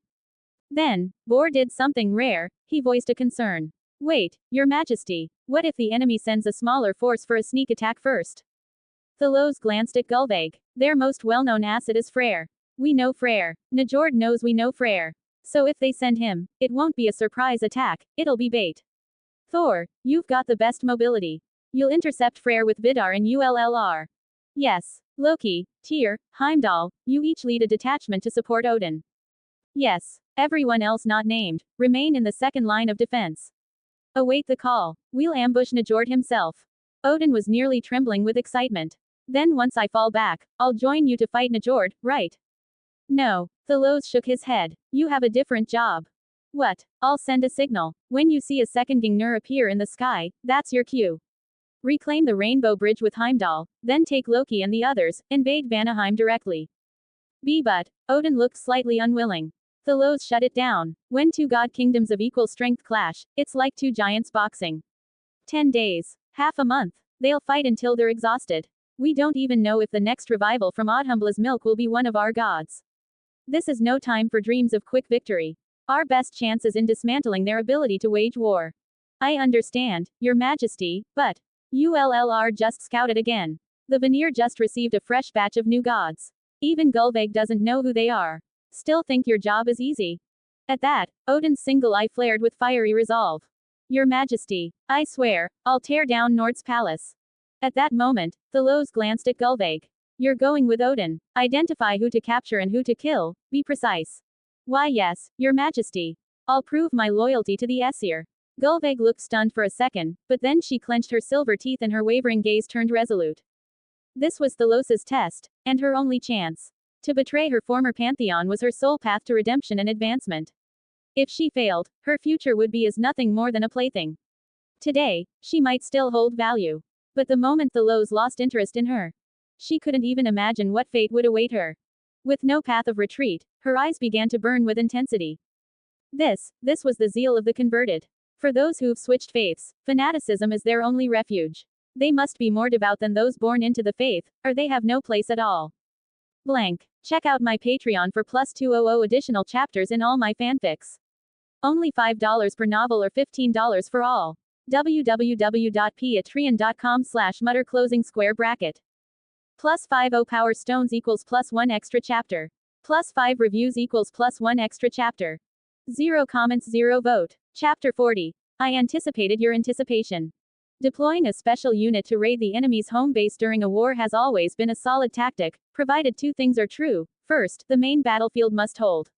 If the front lines collapse, even a successful raid only salvages a partial defeat. Second, the strike team can't be too weak, otherwise, it's just a delivery of free kills. The beauty of it was that to the gods and giants, Thalos had simply sent his, somewhat weak, little brother into danger. If Odin got taken out, no big deal, right? Only Thalos himself knew how absurd his decision really was. While others send a single man to flank and lift the clan's glory, Thalos sent his god-king brother on the raid, with full expectation that the entire Aesir pantheon would rise in power because of it. In this world, no one besides Njord could even stall Odin, not for a moment. And more importantly, Thalos was the one who had shaped the laws of the Nine Realms. Did anyone really think he'd let Odin fall into a trap? Even if the Veneer front line was just a diversion, bait set by Njord himself, Thalos had full confidence he could wipe out that bait and then sit back and wait for Odin, having fallen for the trap, to return triumphant. And if by chance Odin made it back fine, but Loki died instead. Even better. That'd be 2 wins in 1. No matter what happened, Odin, after being repressed for so long, finally had the chance to lead a mission of his own. Oddly enough, it made him feel like a long-caged bird about to soar, a kind of giddy triumph blooming inside. Good thing he didn't say that out loud. If he had, Thalos's face might have turned strange. Little ding, has it occurred to you that you might actually be the rightful god king of the Aesir? Thalos didn't notice Odin's joy. Instead, he calmed the rest of the gods. Don't think the main battlefield is a thankless task. All spoils Odin brings back, including any goddesses, will be split 50-50. You get first pick. Oh, the divine brutes immediately roared with excitement. Of course, glory from slaying enemies had its appeal. But what truly spoke to these muscle-brained barbarians was the word, loot. The whole Gulveig affair had already stirred up their hunger for war. Now, with most Aesir goddesses smitten by their own god king, more and more gods and giants were considering finding themselves a Veneer wife. This was exactly why Thalos chose to share part of the spoils. Being god king was powerful, but not easy. When you have overwhelming strength and political clout, sometimes giving up a bit of personal benefit is necessary. If not, the people under you might not dare to rebel, but they could just slack off. Thalos had successfully completed the war mobilization. Meanwhile, on the Veneer side, Njord had no idea that Thalos had already anticipated his anticipation. With battle plans finalized and departure imminent, Njord suddenly pulled aside his battle-hardened son Freyr, waving his hand to create a shimmering water curtain that sealed off the surrounding space. Freyr, he said, your mission has changed. You are not to focus on killing. Your job is to make as much noise as possible, to draw the enemy's attention. But father, what about you? Freyr blinked. I'm not sure if that bitch Gulveig truly betrayed us, but I have to prepare for the worst. The enemy likely knows about you. So I've changed tactics. Once your squad lands, then I'll lead the main force in a surprise charge at the Rainbow Bridge. Ah, then I'll notify my team. No, Njord shook his head. Gulveig is cunning. She may have secretly returned and could be spying on us. Announce the plan only when you're about to engage. Understood. Freyr nodded seriously. Soon, the bait unit set off under cover of night. No shining gear, no glowing enchantments. They moved like migrating birds. Each warrior bore strange black magical wings and flew silently, wrapped in patches of thick and thin mist, slowly ascending toward the highest layer of the world tree, Asgard. Below them, moonlight occasionally broke through the clouds, bathing the scarred island in silver and casting glistening reflections on the magical sea serpents still guarding Vanaheim's core. The silver shimmer flashed and faded with each interception of falling stones, hiding the eerie silence of the bait unit's ascent. By all accounts, the ambush should have succeeded. But the closer they got, the more nervous Freyr became. The colossal, floating continent above remained still, too still. Throughout the slow ascent, all 10 Veneer gods and over 100 divine attendants remained eerily silent, exchanging uneasy glances.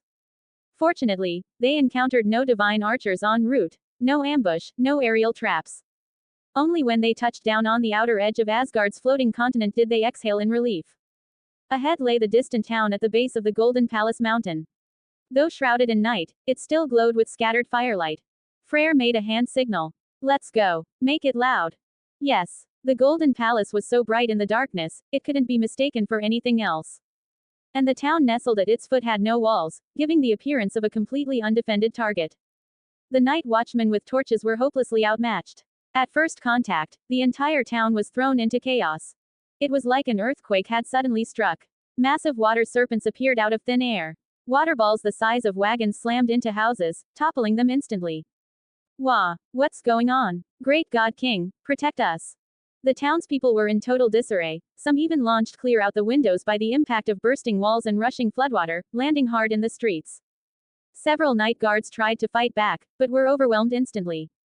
Aside from the sudden ringing of the town's alarm bells, everything was going exactly as Njord had planned. As Freyr looked toward the Golden Palace, expecting to see the Aesir god king scramble out in panic, a thunderous voice boomed from the sky, shaking his ears like a drumbeat. Well, the sewer rats actually showed up, huh? A towering god wreathed in lightning and gripping a short-handled warhammer descended from the sky atop roaring storm winds. That wild, bearded face was full of amusement and mockery, like a cat toying with a mouse it had finally caught. I am Freyr, war god of the Veneer and son of Njord. Aesir up there, name yourself. Freyr bellowed, slightly disappointed. This wasn't Thalos Borson, the sword-wielding king he'd heard about. I am Thor Thalson, son of God King Thalos Borson, came the proud reply. Why Thalson and not Thalsazon? Because Thalsazon was just too clunky. Thalos had simplified it himself. Besides, in a divine barbarian household, naming conventions weren't exactly strict. The moment their identities lined up, well, how fitting. Crown Prince versus Crown Prince. No more words needed. Thor shot down like a thunderbolt, Mjolnir raised high, and slammed toward Freyr with all the fury of a descending storm. Blank. Check out my Patreon for plus 200 additional chapters in all my fanfics. Only $5 per novel or $15 for all. www.patreon.com/Mutter. +5 power stones equals +1 extra chapter. +5 reviews equals +1 extra chapter. 0 comments 0 vote. Chapter 41. God Kings Face Off. In the darkness, violet-blue lightning clashed violently with golden divine radiance. The resulting shockwave rolled the earth near the town's edge into layers of upheaval, tearing open a massive crater at the epicenter. From it, a chaotic swirl of divine power and shattered stone blasted outward in all directions. While Thor and Freyr battled fiercely, the other gods were far from idle. In the shadows, a single arrow shot through the air. A Veneer god raised his hammer to block it. He succeeded, at first. But just as the arrow glanced off the head of the hammer, it twisted in midair, ricocheting with a brilliant spark and suddenly veering to strike the Veneer god cleanly in the throat. To onlookers, it appeared as if the arrow had missed and merely passed by. It was only when a trail of blood arced through the air that another Veneer god nearby realized his comrade had been critically wounded. An ambush. The wounded god gasped, only then realizing that his death substitution amulet had activated, one life gone. As the two Veneer gods prepared to retaliate, the ground before them erupted. In mere seconds, an entire forest of colossal trees burst from the soil, towering into the night sky and cutting off their path. The thick woodland formation made pursuit of the Aesir bow god nearly impossible. While Vidar shielded Ullr, allowing him to unleash volley after volley of divine arrows, the accompanying giants also charged into the flanks, engaging the Veneer gods and their divine attendants in brutal close combat. The side skirmishes turned chaotic, but on the main front, Rainbow Bridge, it went just as expected. The enemy arrived. A massive sea dragon, over 100 meters long, ascended the bridge in a manner that defied nature. Its head resembled a crocodile, its body resembled a whale, an unholy hybrid of sea beasts. It slithered along the Rainbow Bridge, its massive form supported by a tremendous, spiraling surge of water that carried it up into the sky. This shouldn't have been possible. The bridge to Jotunheim had long been sealed.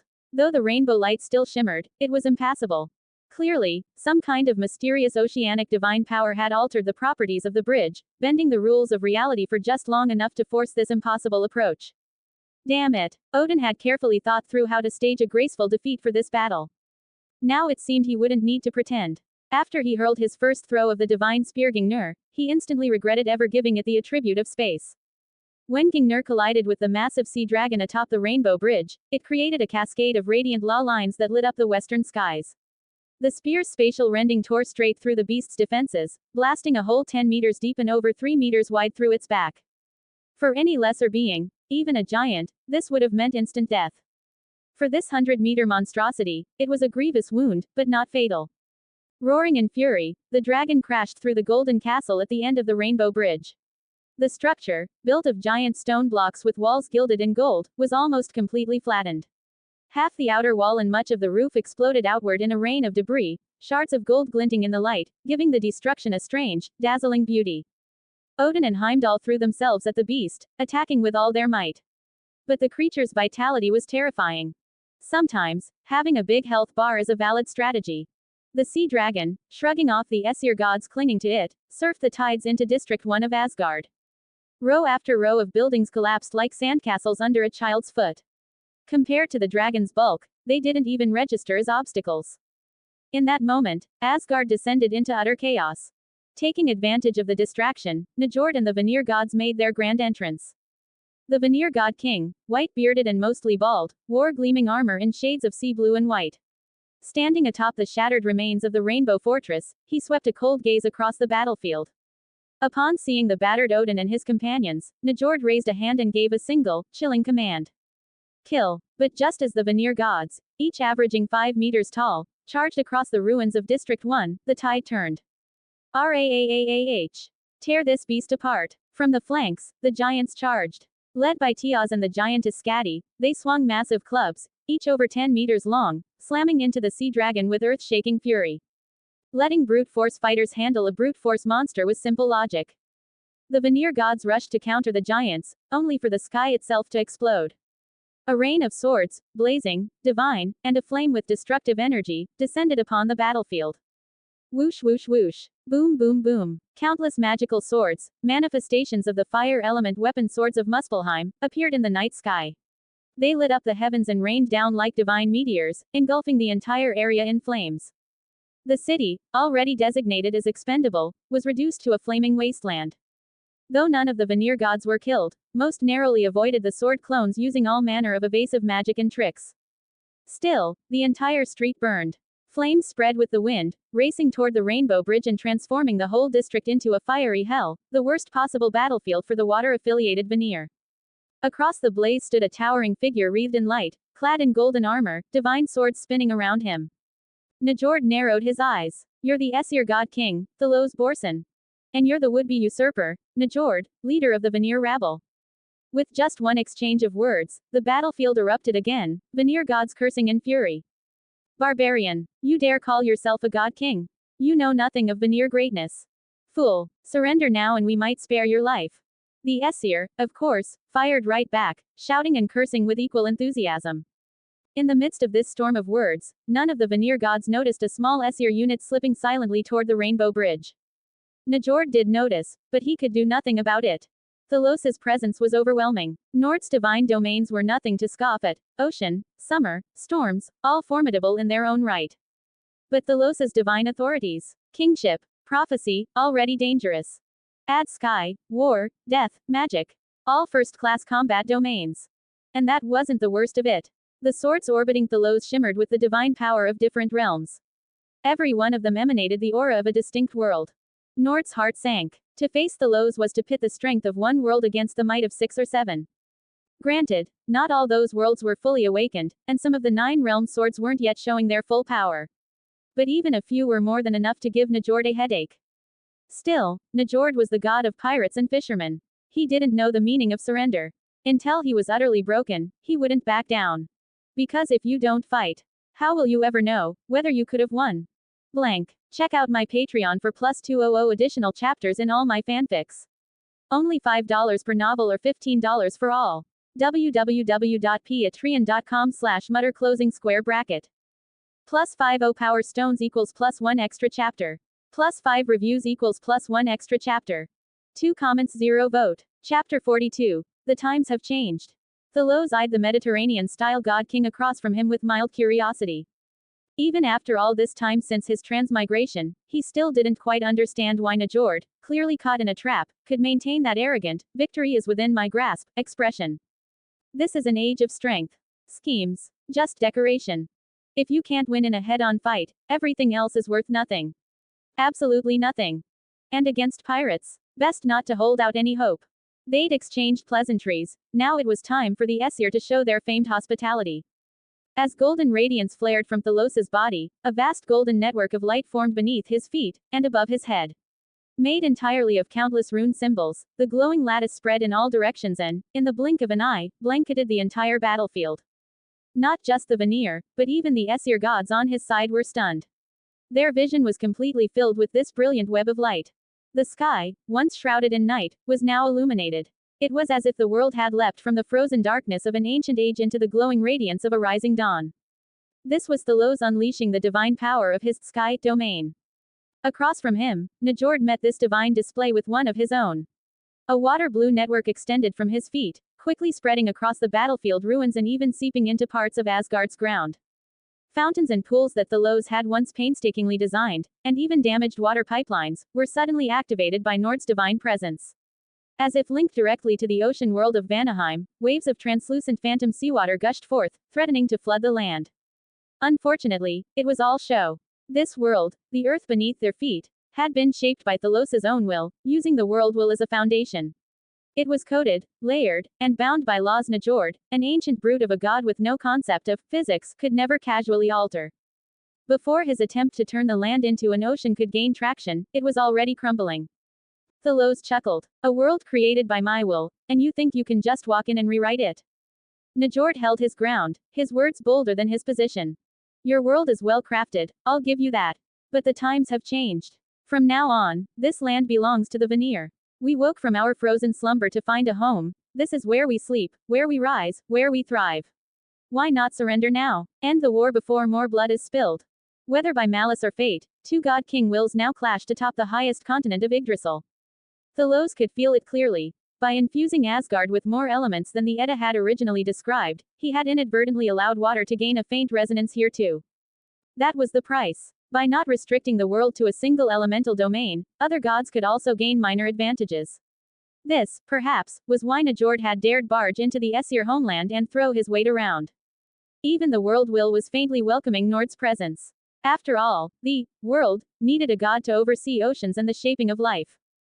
But that tiny advantage was far from enough to secure victory. Yes, the times have changed. Thalos declared, golden longblade raised high. Maybe the future of Yggdrasil no longer belongs to the Aesir alone, but no one ever said a clan like the Veneer could stand above us. As the Aesir god king spoke, golden brilliance broke through the darkness of the heavens, dazzling like the first rays of dawn. That moment was engraved in the minds of every witness, an unforgettable scene destined to become legend. Someday, bards and believers would recite it as epic tale, passed down for generations. Far away, many mortal followers of the Aesir, those who had grown up hearing stories of Thalos and his brothers creating the world, watched in awe. They had dreamed of one day witnessing the God King's glory with their own eyes. Now, that wish had finally been granted. Thalos swung his right arm downward, this time wielding the radiant sword of Alfheim, symbol of light. In his eyes, holy golden flames burned. His gaze pierced through space itself to see into the neighboring realm of Alfheim, the realm of the light elves. That realm heard his call. From high above, beams of light curved through the void in a colossal arc, descending into Asgard's first district. A divine rain of light fell through the night sky and struck the battlefield with godly fury. Half the battlefield was instantly engulfed. Nord's expression changed. He raised his right hand, fingers spread upward. Opposite the falling light, an entire water element army emerged from the phantom sea at his feet. Condensed from divine water power, they took all forms. Some looked like fishmen, others like seahorses, and countless others were shaped as oceanic beasts. With a deafening surge of water, tens of thousands of elemental creatures soared skyward to intercept the falling light. Fwoosh, fwoosh, fwoosh, boom, boom. One after another, water elementals were blasted apart midair, bursting into inert water that rained down on the battlefield like a torrential storm. More continued their suicidal charge upward, bravely confronting the rain of holy fire. Until, at last, there were no more swords of light. And no more water elementals left to rise. This was a textbook clash of god kings.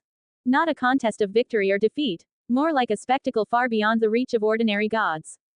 Unknowingly, both armies had cleared the central battlefield. Now, the Aesir and Veneer let their kings duel while they fought one-on-one at the outskirts. Then, Njord taunted first. Is that all the mighty god king of the Aesir has? Thalos laughed. Hey, that was just an appetizer. Light isn't even my specialty. Of course Njord knew that. Despite Thalos's colossal display, his divine aura hadn't weakened in the slightest. Njord, on the other hand, had paid a steep price. His massive water elemental army had cost him true divine essence. Realizing brute force wasn't working, Njord began preparing a more intricate magical counter. But Thalos didn't fight by the book. Warm-up's over, Njord. Warm-up. That was a warm-up. Just as Njord summoned a new wave of divine sea guardians, Thalos calmly swapped to another sword, this time, the one representing Midgard, the realm of mankind, Sword of Midgard. In the blink of an eye, a massive legion of spectral Einherjar warriors appeared, each one larger, fiercer, and more numerous than Nord's sea guardians. They surged forward in a tide of steel and wrath, and drowned Nord's army in the fury of mortals reborn. Blank. Check out my Patreon for plus 200 additional chapters in all my fanfics. Only $5 per novel or $15 for all. www.patreon.com/mutter closing square bracket. Plus 50 power stones equals plus 1 extra chapter. Plus 5 reviews equals plus 1 extra chapter. 2 comments 0 vote. Chapter 43. Beating a drowned dog. Thalos had already tested Nord's strength. For this Veneer god king who could fight Odin to a stalemate in the epic Edda, Thalos's personal evaluation was, yes, he could kill him, but it depended on the battlefield. If they fought head-on in Nord's home territory of Vanaheim, it would be a Pyrrhic victory. Thalos might win, but Vanaheim would be utterly destroyed, and the elemental balance of several other worlds would be thrown into chaos. That kind of loss was unacceptable for the one who held dominion over all 9 realms. But in Asgard, Njord was significantly weakened. Yes, he could still draw oceanic power from Vanaheim, but even so-called unlimited resources have a flow rate limit. A mountain stream can't compare to a mighty river. When holed up in his home base, Njord summoned water with the force of a flood. In Asgard, it was a trickle. Thalos hadn't used his full strength from the start for a simple reason: he didn't want to take any damage himself. After all, if you fight a dog and get bitten, are you going to bite it back? Why had Thalos held back earlier? Because he was aiming for a clean victory, no injuries. Now, after Njord had been worn down by 3 waves of intense divine power, he was exactly where Thalos wanted him, exhausted, with his old power spent and his new strength not yet regenerated. His movements visibly slowed. Thalos, already in a dominant position, seized the moment and brought down the sword of Alfheim with ruthless precision. He didn't hold back this time. In that instant, the nearby floating continent of Alfheim, home of the light elves, dimmed. The sword glowed brighter than ever. A beam of radiant golden energy, far larger than before, surged forth from the glowing sword suspended in the sky. In a blink, it shattered Nord's divine shield, pierced through his chest, and pinned him to the ground like a golden stake through a vampire's heart. The scene left the Veneer gods horrified. The god they saw as invincible, their mighty king, had just been killed. Ah! Gasps echoed through the ranks. Njord had never imagined the same sword, just moments apart, could vary in power so drastically. Caught completely off guard, he lost one of his divine lives on the spot. His form twisted grotesquely, unable to hold his humanoid shape. Thalos wasn't surprised when Njord transformed into a massive, 100-meter-long sea dragon. With a casual horizontal sweep of the light sword, he cleaved the beast down completely. When he flung the corpse aside, Nord's true body reappeared in a nearby pool of water, just as expected. But this was far from over. In most real battles, the deadliest damage doesn't happen during the clash, but in the aftermath, when one side is collapsing and the other presses the advantage. And Thalos was not one to show mercy. With perfect timing, he hurled another divine blade, the sword of Muspelheim, embodiment of fire. At the exact moment Njord tried to summon another shield, the fiery blade tore through space and impaled his abdomen. The poor sea god let out a wretched scream as his body ignited from within. Flames erupted throughout his body. Fire consumed his organs and flesh, but remained trapped inside a strange layer of watery membrane clinging to his skin, making him look like an overinflated balloon filled with lava. 2 seconds later, he burst. And still, Njord endured. Truly, this was the same Veneer god king who had once stood toe-to-toe with Odin in the early Edda days. Even grievously wounded, he lashed out in fury. With a backhanded wave, he summoned a towering tidal wave and hurled it toward Thalos. But Thalos only smiled. With a flick of the sword of Niflheim, swirling fog twisted the oncoming sea wave and gently redirected it away, like guiding a charging bull by the horns. Only then did Njord finally give up his second divine life. His second corpse. A massive, snow-white crab, its shell spanning more than 100 meters. Still, it wasn't over. When Njord appeared for the third time, the skies above shuddered. Countless metallic particles gathered together in a swirling mass, forming a titanic, 30-meter-long black iron sword, the sword of Svartalheim, representing the dwarves. Unlike the others, this sword had no edge. It was the epitome of blunt force trauma. Pure weight, pure impact. Normally, Njord would have avoided it with ease. He had countless tricks and evasive techniques to dodge brute force attacks like this. But at that moment, his power hadn't regenerated. The oceanic energy he tried to draw simply wasn't enough. Ah, the sword came down with the weight of a mountain. It cleaved him clean in half, from his bald head straight through to his groin. Agony. Unbearable agony. That was Nord's third life gone. His third corpse took the shape of a grotesque deep-sea anglerfish, its head bloated and monstrous. That final death shattered the morale of the remaining Veneer gods. Many began looking for ways to retreat. Now Njord was wary. His next appearance was split into over 100 water elemental clones, each one resembling him and exuding his divine aura. He had divided his last remaining life across these many clones. No more speeches. No more boasts. Njord desperately hurled a flurry of water orbs in all directions, not to attack, but to disrupt the battlefield, buying time for his followers to escape. He didn't even dare look at Thalos. He unleashed another few enormous tidal waves to obstruct Thalos's line of sight, then he and his forces leapt from the edges of Asgard, fleeing for their lives. He knew, if he didn't run now, he might never get the chance again. Thalos cast one final rain of divine light. Only a few twitching tentacles of a slain giant octopus remained. Hey, come and go as you please. What do you think Asgard is? A marketplace? Thalos's expression remained calm, but to his enemies, his smile was terrifying. Rising into the air, divine energy streaming behind him like wings, he painted a golden trail across the sky. With a sharp whistle, the nearby Valkyries snapped their reins. Snow-white Pegasi leapt into the skies, carrying their riders into pursuit. In the heavens, a phantom of the divine Shirking appeared. The moment had come. Time to beat the drowning dog. Odin's strike team immediately stormed the Rainbow Bridge. Not all Veneer gods could fly. Most of their divine attendants certainly couldn't. They needed the Rainbow Bridge to escape. A few Veneer gods chose to stay behind and hold the line. But they were no match for Odin. One throw of Gungnir, space itself warped and twisted. The light blinked, and a handful of Veneer gods collapsed, their massive bodies crashing to the earth. Unfortunately, this didn't mean Odin had killed them. But it did mean, they weren't going anywhere. Blank. Check out my Patreon for plus 200 additional chapters in all my fanfics. Only $5 per novel or $15 for all. www.patreon.com/mutter closing square bracket. Plus 50 power stones equals plus 1 extra chapter. Plus 5 reviews equals plus 1 extra chapter. 1 comments 0 vote. Chapter 44. God King strikes from behind, whole clan ascends. As Veneer gods, each one had a secret trick or two up their sleeve. One transformed into a massive, exaggerated blossom, shedding divine petals to survive what should have been a killing blow. Another morphed into a colossal octopus, sacrificing limbs to escape death. Under normal circumstances, these enemies should have been tough to handle. But the Aesir, there were too many of them, and they were too damn strong. Heimdall and Tyr swung their divine swords with brutal precision, cutting down two Veneer who had just narrowly survived. Then they cut them down again.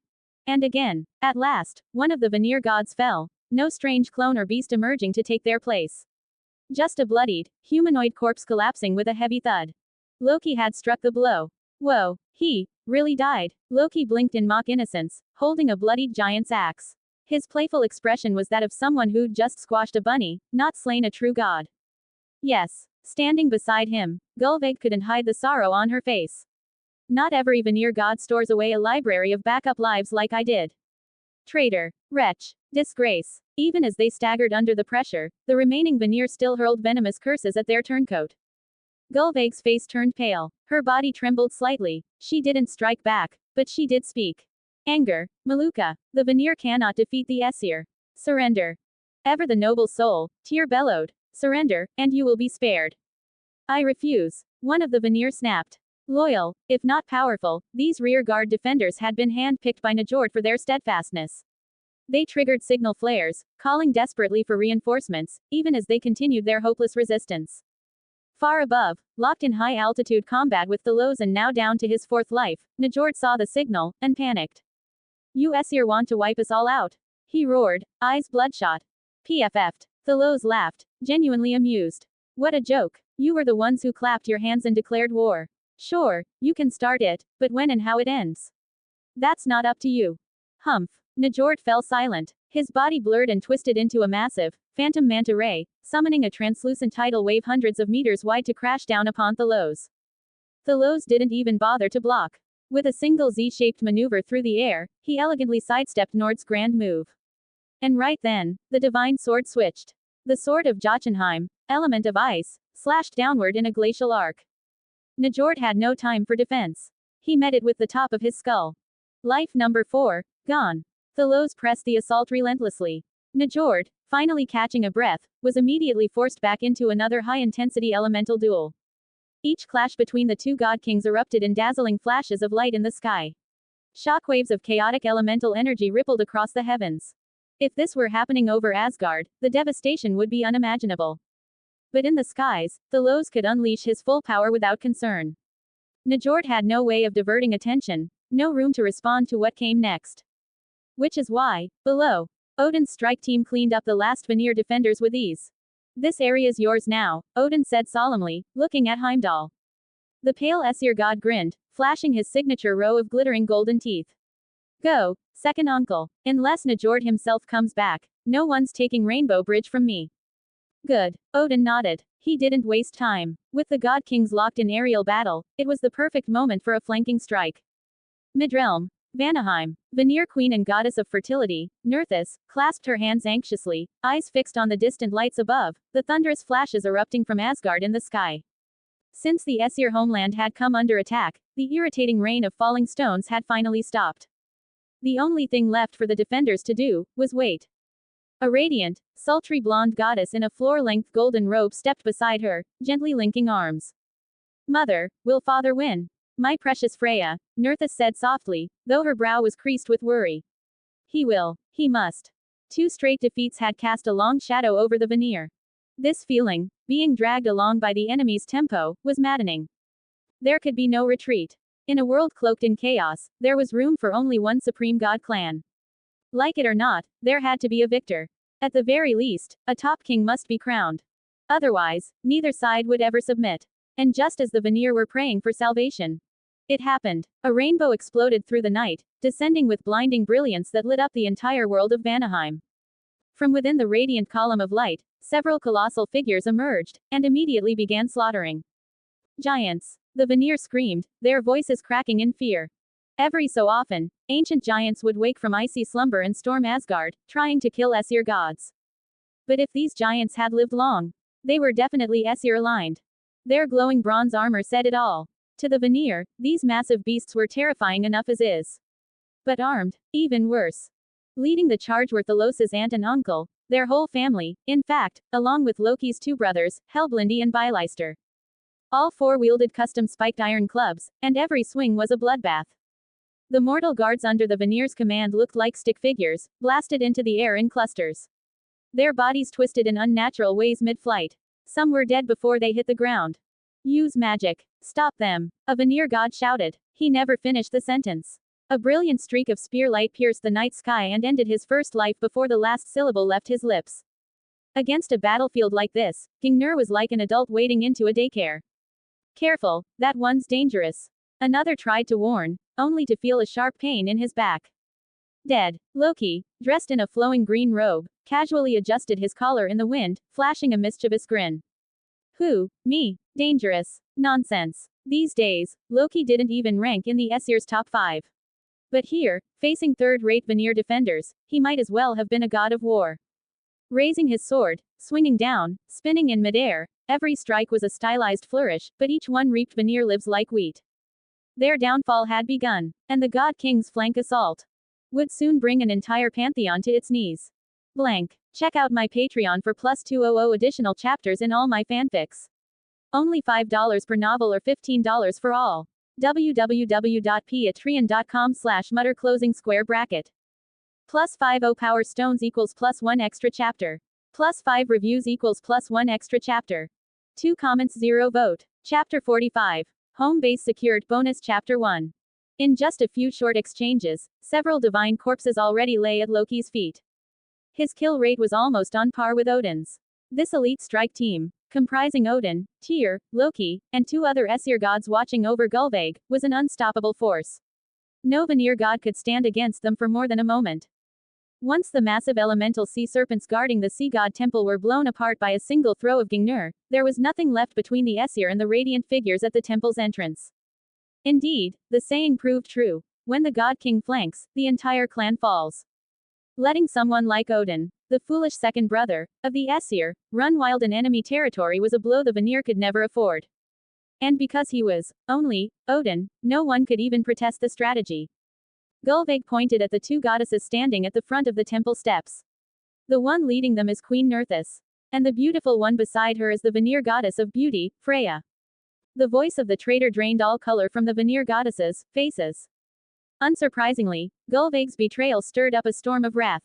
The Veneer goddesses unleashed their most venomous curses. But she accepted it all calmly. You don't know the true might of the Aesir. You've never seen what His Majesty Thalos can do. Once you witness it, you'll kneel before him, drunk on reverence, just like I did. Her shamelessness only amplified the torrent of verbal abuse. The Veneer goddesses' confidence stemmed from the massive, sapphire-blue energy barrier around the temple, a divine formation powered by Nord's spellwork in the entire realm of Vanaheim. This water element world was Nord's bottomless well of divine power. Standing within its protection, the Veneer goddesses hurled insults with righteous fervor. Even if every other temple in the land were destroyed, even if all their male defenders fell, as long as they were safe, the Veneer still held dignity. Or so they believed. Unless a God King level threat arrived, they were confident they could hold out until Nord's return. Unfortunately for them, the Aesir had more than one God King candidate. While Tyr hesitated, unsure of how to breach the temple, Odin made his move. In theory, his space divine authority wasn't as potent as fate. But sometimes, space was far more useful. Odin whispered to his comrades, I'm going to try breaking the formation. Maybe I won't destroy it completely, but if we can grab even one hostage, it's worth it. Tyr, Loki, and the others nodded in unison. Odin adjusted his stance, stretched his left arm forward, raised Veneer in his right, took a few light steps, then lunged forward, bellowing. Ha! He hurled Veneer with his full divine might. Elsewhere, Thalos had just taken Nord's fifth life.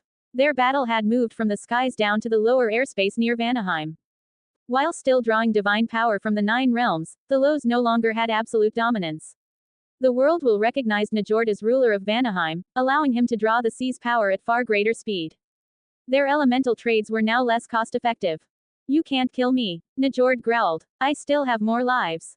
PFF'd. What do you have left? Jotunheim only has 7 great oceanic beasts. Counting your own, I'd say you've got 3 lives max. You think you can just grow more of those? Njord said nothing. Thalos chuckled, then summoned the death-powered Helheim sword. A surge of deathly mist swallowed Njord whole. He had nowhere to run. 6th life, gone. At this point, Thalos was actually impressed. This guy was nothing if not tenacious. He now understood why the Edda described the Veneer-Aesir war lasting so long. Both sides wanted to destroy the other, but the world will refuse to let either perish. The best conclusion: one clan conquers the other, without total annihilation. When Nord's final soul transfer emerged, he dove into his familiar ocean. Thalos clearly sensed Nord's power surging again. Interestingly, Njord didn't flee back to his temple. Thalos smiled. All the better. That's when Njord felt something terribly wrong at the sea god temple. Damn you Aesir, he roared. You think you can harm the roots of the Veneer by attacking my temple? Impossible. You'll never breach it. Ha ha ha ha. Thalos burst into laughter. Hey Njord, want to bet on that? If Odin manages to get something out of there, you drop to your knees and kowtow. Njord wanted to retort, casting out sea whirlpools at Thalos. Then he paused. Wait, why would I bet anything with you? Ha, no guts, yet you dare call yourself a god king. Thalos mocked, using the Midgard sword to slash through the sea storms. Suddenly, a chilling premonition flooded Nord's heart. No. Back in Jotunheim, the Veneer goddesses, smug in their unbreakable defense, went pale as a beam of divine light shattered their confidence. Time seemed to freeze. They instinctively stopped speaking. To some, Veneer's attack was a blur. To others, it was a magnificent dance of death. Everyone, however, saw it clearly. Veneer curved smoothly around the water barrier's threads of divine law, skipped through a localized space warp, and struck the core node of the protective array. What? Ah! The screams of the Veneer goddesses filled the hall. The temple's mortal priests stood frozen in terror, watching as the massive Aesir warriors charged in, knocking them aside like toys. The goddesses had no time to react. Odin, Loki, Tyr, and Gullveig stormed the temple steps and reached out toward the fleeing goddesses. Stop this! Queen Nerthus reacted quickly, slapping a glowing orb beside her. A hidden failsafe activated. Water energy surged forward, ejecting the Aesir intruders just as they captured their prey. Freya almost escaped. She activated a divine barrier, only for Gullveig to interrupt it with a shadow arrow. Staggering, she drew her sword, only to be overwhelmed by Odin. Freya wasn't weak. She was the Veneer goddess of war. Even Tyr wouldn't dare say he could beat her in one move. But this was Odin, the one who drank the blood of the primordial giant Ymir. One clash, and Freya's sword flew from her hands. Odin seized her wrist. Boom. The Sea Temple's defense ejected the intruders with enough force to kill most gods. But this squad, there were no weaklings. Ha ha ha ha. Odin, Tyr, and Loki all roared with victorious laughter as they looked at their spoils. Queen Nerthus survived. She almost wished she hadn't. Because in the hands of the Aesir were faces she knew all too well, Freya, Radwig, and Krupvol. Her daughters. Far above, Njord sensed the temple's ultimate defense activating. Never had he imagined a second Aesir god would push him this far. He had to return. That final defense consumed seawater from all of Jotunheim. Every 10 seconds, the ocean dropped 1 centimeter. If Thalos held him here too long, the seas would be gone, and the Veneer finished. Damn it all! Njord roared. Thalos, leave or die. Thalos smiled. Seeing the Sea Temple's reaction, he figured Odin had succeeded. He raised a hand. A burst of elemental fireworks exploded above his head. At the Rainbow Bridge, Heimdall received the signal and stabbed the Swordbert gang into the control pillar. A beam of rainbow light plunged from the sky, landing in front of the Sea Temple. Odin grinned. Ha ha ha ha. That's it for today. We'll be back for more. Under the stunned stares of Queen Nerthus and the Veneer goddesses, Odin and his team walked into the rainbow light, carrying their captives. Njord and his returning Veneer could only watch helplessly as the raiders vanished. The rainbow beam blinked out over 3 kilometers from Nord's position. Too far. All he could do was rage, eyes bloodshot, fists clenched. When he finally reached the Sea Temple, He found only corpses, ruin, a plummeting sea level. And the bitter, inescapable truth. He'd lost 3 more lives, countless gods. And among the captured, his daughters. The Veneer had lost everything: honor, power, and pride. Njord wanted to curse the sky, to scream at his nemesis. But he couldn't. He was afraid. He couldn't even imagine what tricks Thalos still had left. And then, just when he thought it couldn't get worse, his queen approached with trembling lips. Njord, Freyr, hasn't returned. His face turned deathly pale. His most cherished heir, the Veneer god of war, was gone, too. Blank. Check out my Patreon for +200 additional chapters in all my fanfics. Only $5 per novel or $15 for all. www.patreon.com/mutter closing square bracket. +50 power stones equals +1 extra chapter. +5 reviews equals +1 extra chapter. 2 comments 0 vote. Chapter 46. Feast, beheadings, and accepting them as dogs. The laughter never disappears, it simply shifts from one pantheon's faces to another's. When the Aesir gods and giants saw Odin and his men return triumphant from Jotunheim, an earth-shaking cheer erupted through the ruined golden palace. Ha ha ha, what Veneer gods? Just a bunch of rats. Those idiots, every one of their moves was within his majesty's expectations. I really want to see what kind of face that Njord is making right now. Countless jabs and mocking jeers turned into invisible arrows, piercing deep into the hearts of the captured Veneer goddesses. The unrestrained, predatory stares from the Aesir gods and giants chilled them to the bone, freezing even their divine souls. When they lowered their eyes, they saw the severed heads of Veneer gods hanging from the Aesir's belts. This was the hell of cold terror and despair. The Veneer goddesses tried to shrink in on themselves. Their beauty and seductive figures had become their worst curse. Only Freya, among them all, stood with her back straight and head held high, shielding her 2 sisters behind her with trembling arms. Thalos didn't even spare her a glance. Instead, he strode warmly toward Odin and pulled him into a tight bear hug. Big brother, I'm not your foolish little brother anymore, am I? Odin said deliberately. If you had refused to withdraw, insisted on fighting Njord to the death, and cost our strike team valuable lives, then yes, you'd still be that foolish brother. Thalos chuckled. But this time, you did great. Praise from the God King himself made Odin feel like his soul was floating in honey. His grin nearly split his face. Just as he was about to proudly present their spoils, a sudden thunderclap from the distance drew everyone's attention. Odin raised an eyebrow. Oh, Thor still hasn't wrapped things up. Shall we go take a look? Elsewhere, Thor was growing frustrated. Unlike Odin, who struggled to finish off Njord, Thor had always held the upper hand against Frey, his counterpart among the Veneer. As always, Veneer excelled in magic and tricks, Aesir dominated in brute strength and close combat. Initially, Frey had used his magic and divine weapon Victory Sword to keep Thor at bay, kiting him around the battlefield. Without a retreat order from Njord, he couldn't fall back.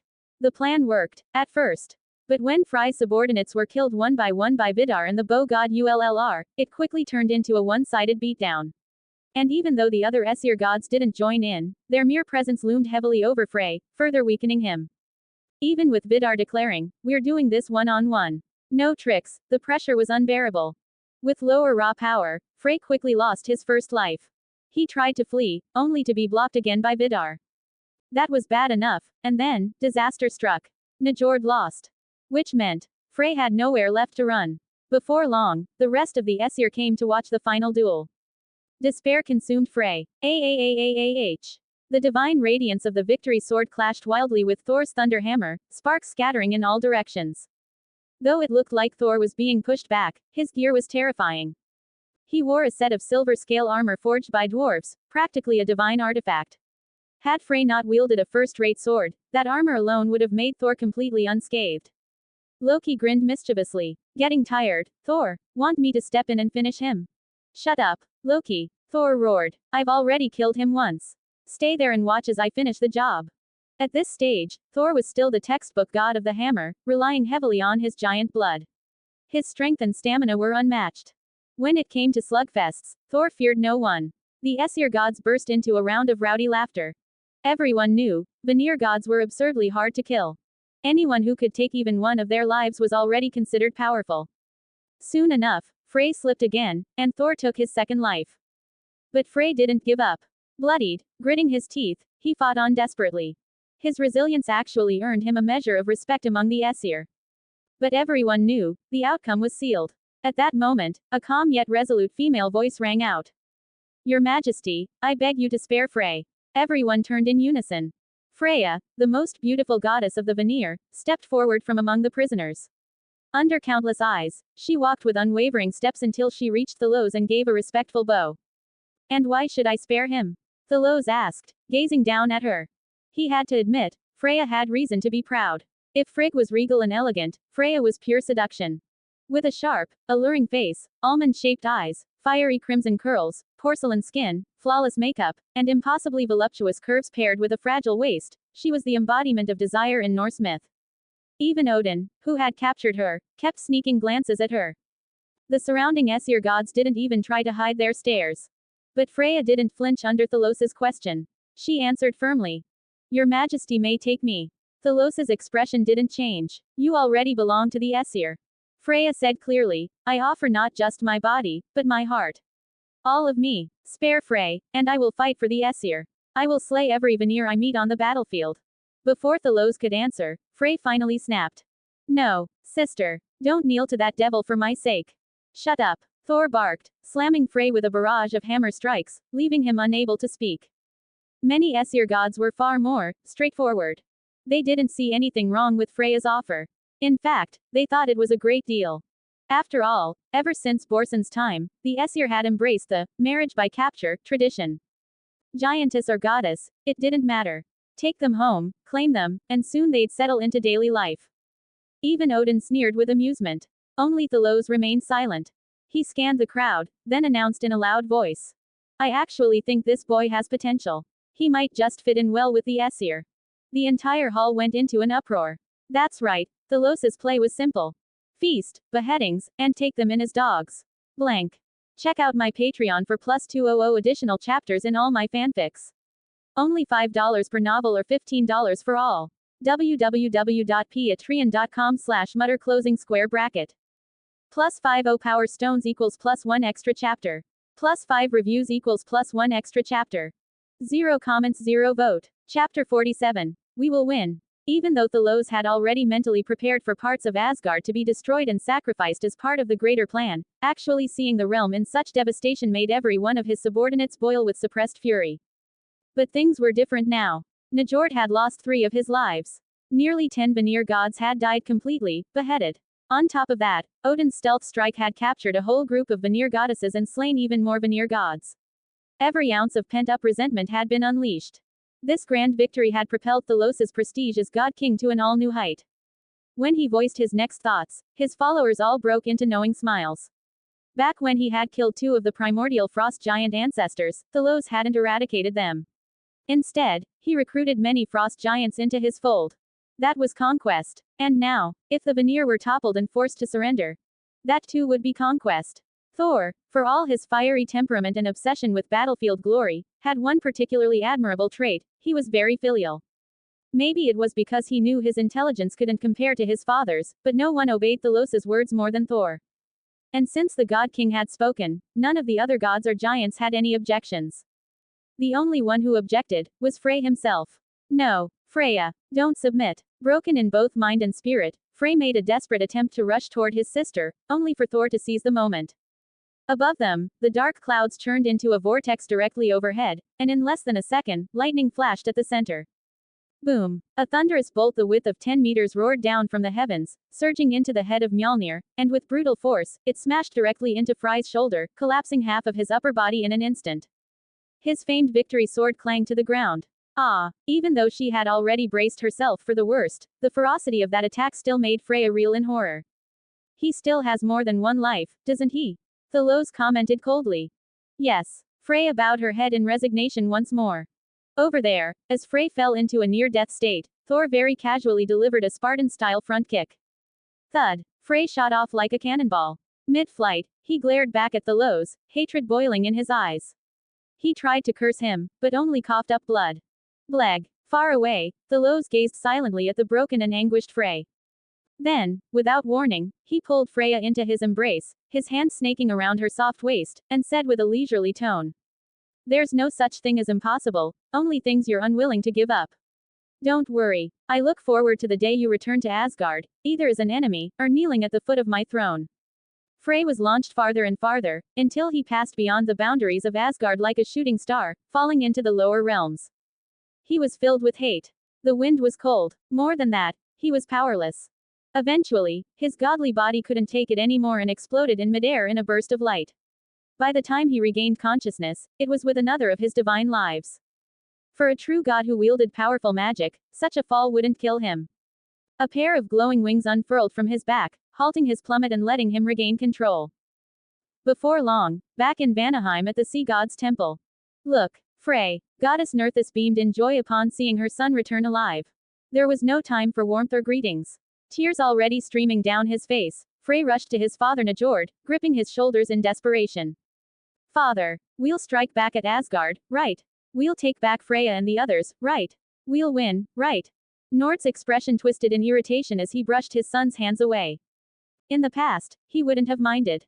But not today. Today, in every sense, he had to uphold his dignity as a god king. His lips twitched for a long while before he finally forced out the words. We'll win. Of course we'll win. We just need more time to gather the gods. Even Njord didn't sound confident. What morale could remain among the Veneer gods and their followers? Just one battle, and the Aesir had nearly shattered the Veneer spirit. Frey's heart went cold on the spot. Gather more.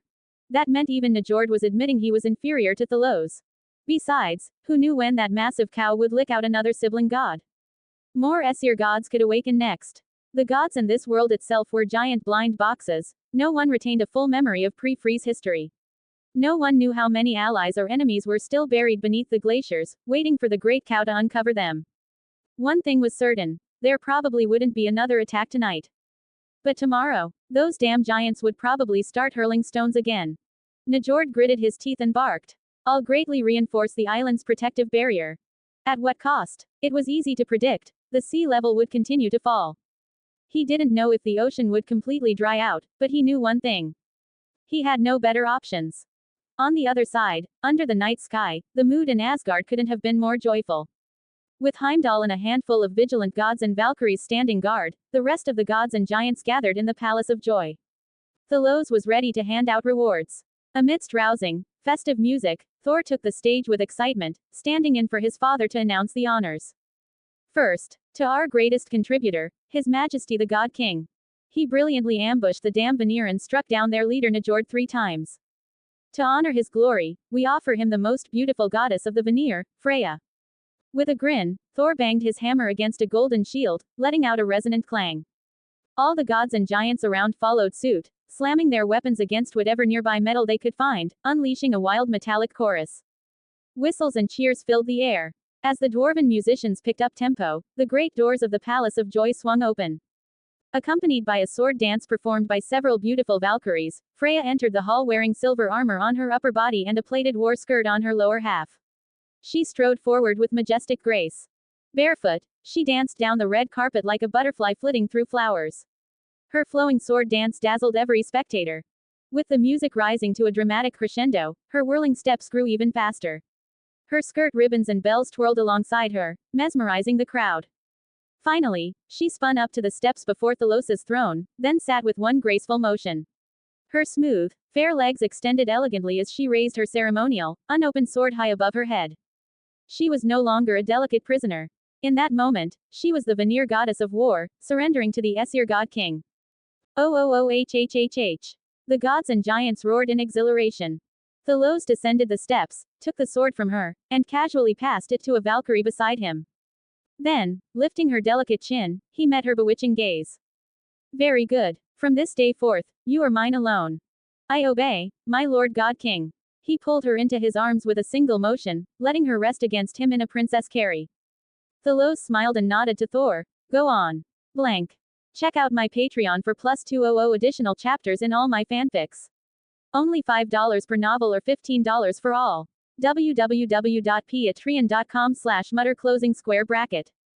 Plus 50 power stones equals plus 1 extra chapter. Plus 5 reviews equals plus 1 extra chapter. 0 comments 0 vote. Chapter 48. Odin's Ambition bonus chapter 2. With his left arm wrapped around the stunningly beautiful Freya, and his right hand lifting a golden goblet filled with fine wine poured by the now servile Gullveig, dressed like a palace maid, Thalos embodied the classic image of a supreme god surrounded by conquered beauty. The sight electrified the hall. Once again, the gods and giants howled with unbridled excitement. What did this scene represent? It was the ultimate rebuttal to the Veneer challengers. It was the clearest symbol that the Aesir were on the verge of completely conquering the Veneer. Within the Aesir, Thalos' prestige rose to yet another peak. Perhaps every being in the realm offered heartfelt praise for Thalos, everyone except one god, Odin. Because such a beautiful goddess, Odin wanted her too. He cast a glance at Thalos, full of envy and frustration, a perfect mirror of an old grievance. He remembered the arrival of Frigga, the radiant blonde goddess. He had fallen for her at first sight. And yet, she would rather cry in the golden palace than laugh in the bronze one. She wanted a king, not some second-tier prince. Odin accepted that humiliation.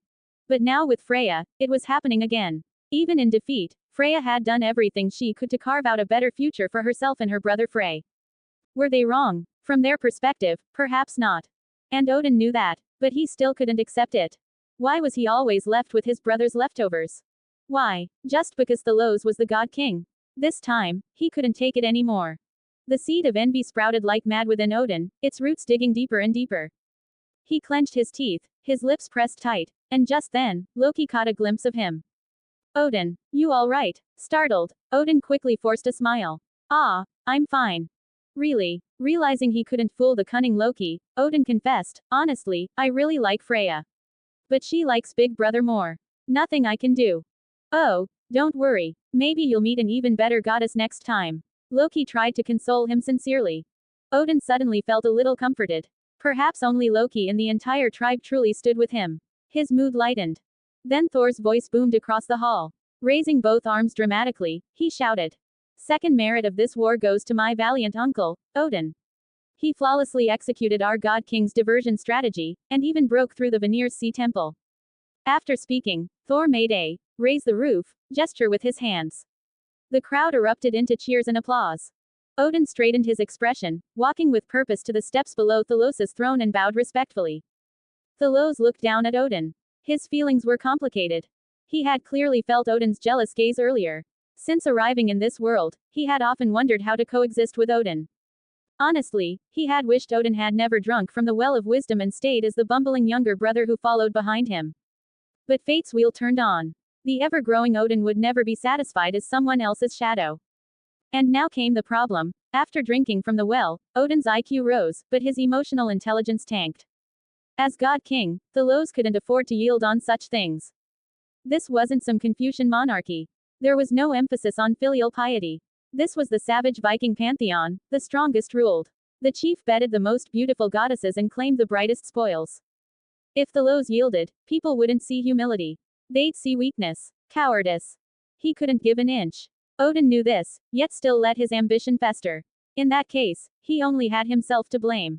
Looking at Odin, Thalos put on a perfectly executed expression of regret. Ah, my brother, I can feel that you, too, care deeply for Freya. Odin said nothing. If she hadn't offered herself up, I wouldn't have minded letting her be yours. But she made her choice, and to better conquer the Veneer, I altered the plan. I took Freya. I know this hurt you. Oh. The giants and muscle-headed gods were just now catching on. Apparently, there really was something going on. Now they were all ears. Even Odin, standing below the throne, looked awkward. He noticed Thalos had dropped the formal I in favor of a more familiar tone. After all, they were both half-bloods, half god, half giant. Calling each other kin wasn't wrong. Thalos continued. To make up for it, Odin, I will give you an opportunity. An opportunity? Odin's eyes lit up, along with everyone else's ears. Name a reward you feel matches your valor and wisdom. If you can prove yourself worthy, I will grant it. This was both compensation and a deliberate opening. Thalos didn't know if Odin would become the cold, cunning god of the myths. But in times of external threat, it was better to guide than suppress. He was taking a gamble. And for now, it seemed Odin hadn't turned dark yet. But his ambition, it was massive. Your Majesty, Odin declared, I wish to command the next campaign against the Veneer. If I can prove both my strength and strategy, and achieve victories worthy of our tribe's admiration, then once we conquer the Veneer, I ask to be given the right to lead them. Boom. The crowd exploded. Whoa, did he really just say that? I mean, Odin is pretty strong. I definitely can't beat him. Voices of doubt, admiration, surprise, they were everywhere. Thalos, however, simply gave the final word. Agreed. My brother, if you prove yourself, I will remove a few troublesome Veneer, 3 or 5, at most, and the rest shall be yours to rule. It wasn't just Odin who was moved. Even Borsten, their father, nearly shed tears on the spot.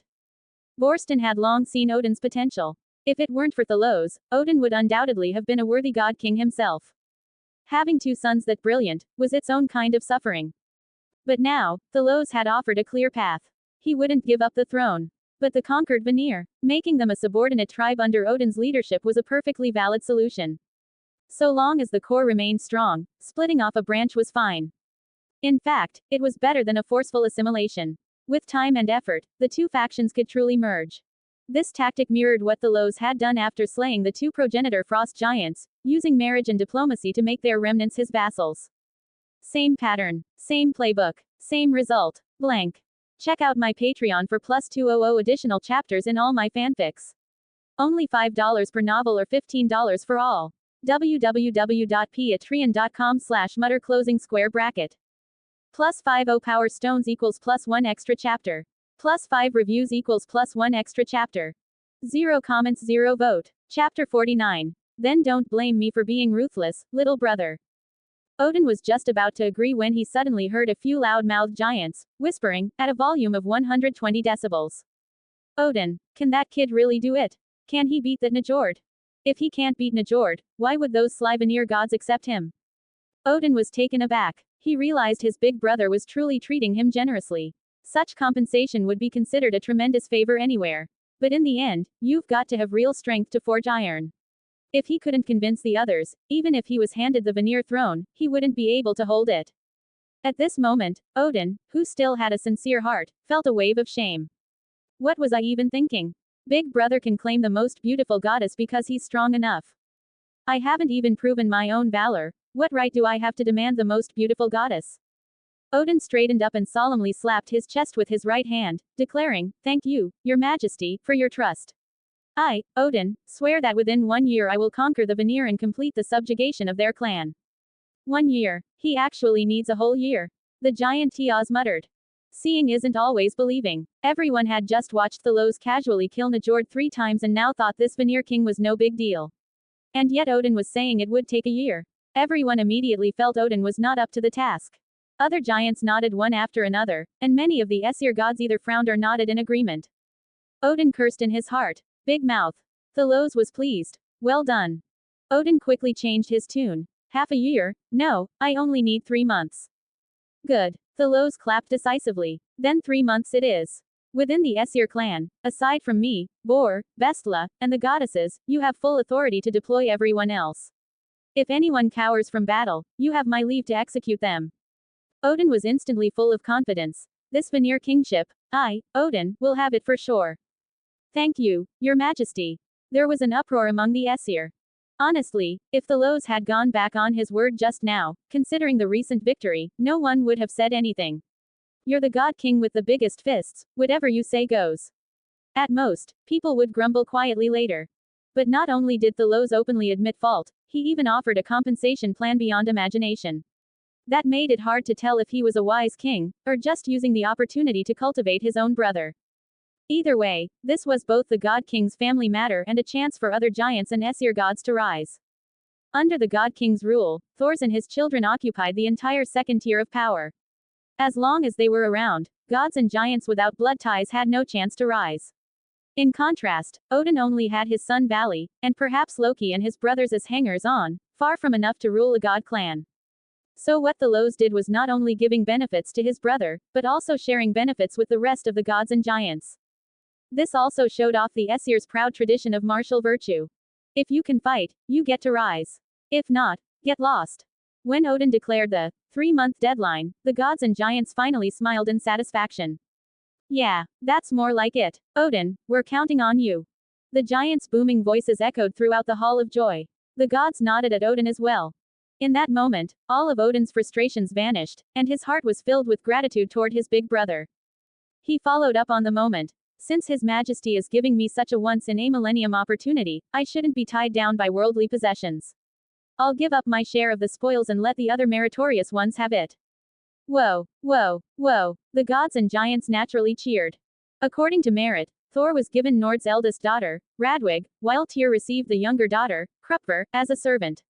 The rest of the contributors all received appropriate rewards. With the spoils distributed, the atmosphere in the Hall of Joy reached a new peak. The dwarf musicians played their instruments with vigor. Beautiful light elves flew back and forth through the air, offering wine and food to the gods and giants. In the center of the hall, several Veneer goddesses danced gracefully to the music. Seeing this, Bor and his wife were extremely pleased. Passing the throne to Thalos was the wisest decision of my life. Wasn't it, my dear? An excited Bestla plopped herself down. Luckily, Bor reacted quickly and instantly enlarged himself, otherwise, he feared he'd be crushed to death. With Bestla perched on his back, Bor strolled off to the inner hall. Thalos glanced at the scene and for once felt a little shy. He too carried Freya off to the inner hall. Gulveig and the Valkyries trailing behind him hurried to follow in quick, delicate steps. With the God King around, everyone held back. Once Thalos left, the Hall of Joy hit its climax. Many of the victors eagerly began enjoying their spoils right then and there. Peeking through the not yet closed palace doors at what was happening inside, Freya felt another wave of gratitude toward Thalos. At that moment, Thalos was surprised to find Odin and Loki waiting for him, along with Vili. "What's the matter, my dear brother?" Odin let out a long breath and smiled sincerely. "Brother, I was so afraid you were going to call me your foolish little brother again." "No, you're still that foolish little brother." Best actor Thalos curled the corners of his lips. "You did well this time. Thank you for the praise." Odin deliberately avoided looking at the goddess resting on his brother's shoulder, and carefully said, "Thank you for your support, big brother. I'll make this battle against the Veneer look beautiful." Thalos said seriously. "Nord's power is not simple. You were still too hasty this time. If you had held to the 1-year deadline, I could have easily taken care of him for you." As Thalos finished speaking, he clearly felt the goddess on his shoulder tremble slightly, while Gulveig behind him began breathing heavily, her eyes glowing with fervent devotion. One in sorrow, the other in fanatical faith. Odin's reaction was the most interesting. He showed a clearly conflicted expression, then made no effort to hide his ambition. "Brother, I think I can do it. If I have to rely on your strength, then I'm not worthy to be king of the Veneer." "Foolish little brother, those are your own words." Loki, ever the troublemaker, dug a huge hole for Odin and cheerfully said, "If you're so useless, Odin, why not just come with me to guard Jotunheim?" Odin froze for a moment, then, not wanting to lose face, pounded his chest and vowed, "If I can't defeat Njord in 3 months, I'll go guard Jotunheim for the Aesir." Thalos very nearly rolled his eyes. He was beginning to understand why the Edda practically screamed one thing between every line: "It's all Loki's damn fault." Whenever the Aesir had no way out, it was always Loki who came up with the plans. The brilliant schemes were his. The terrible ideas were his too.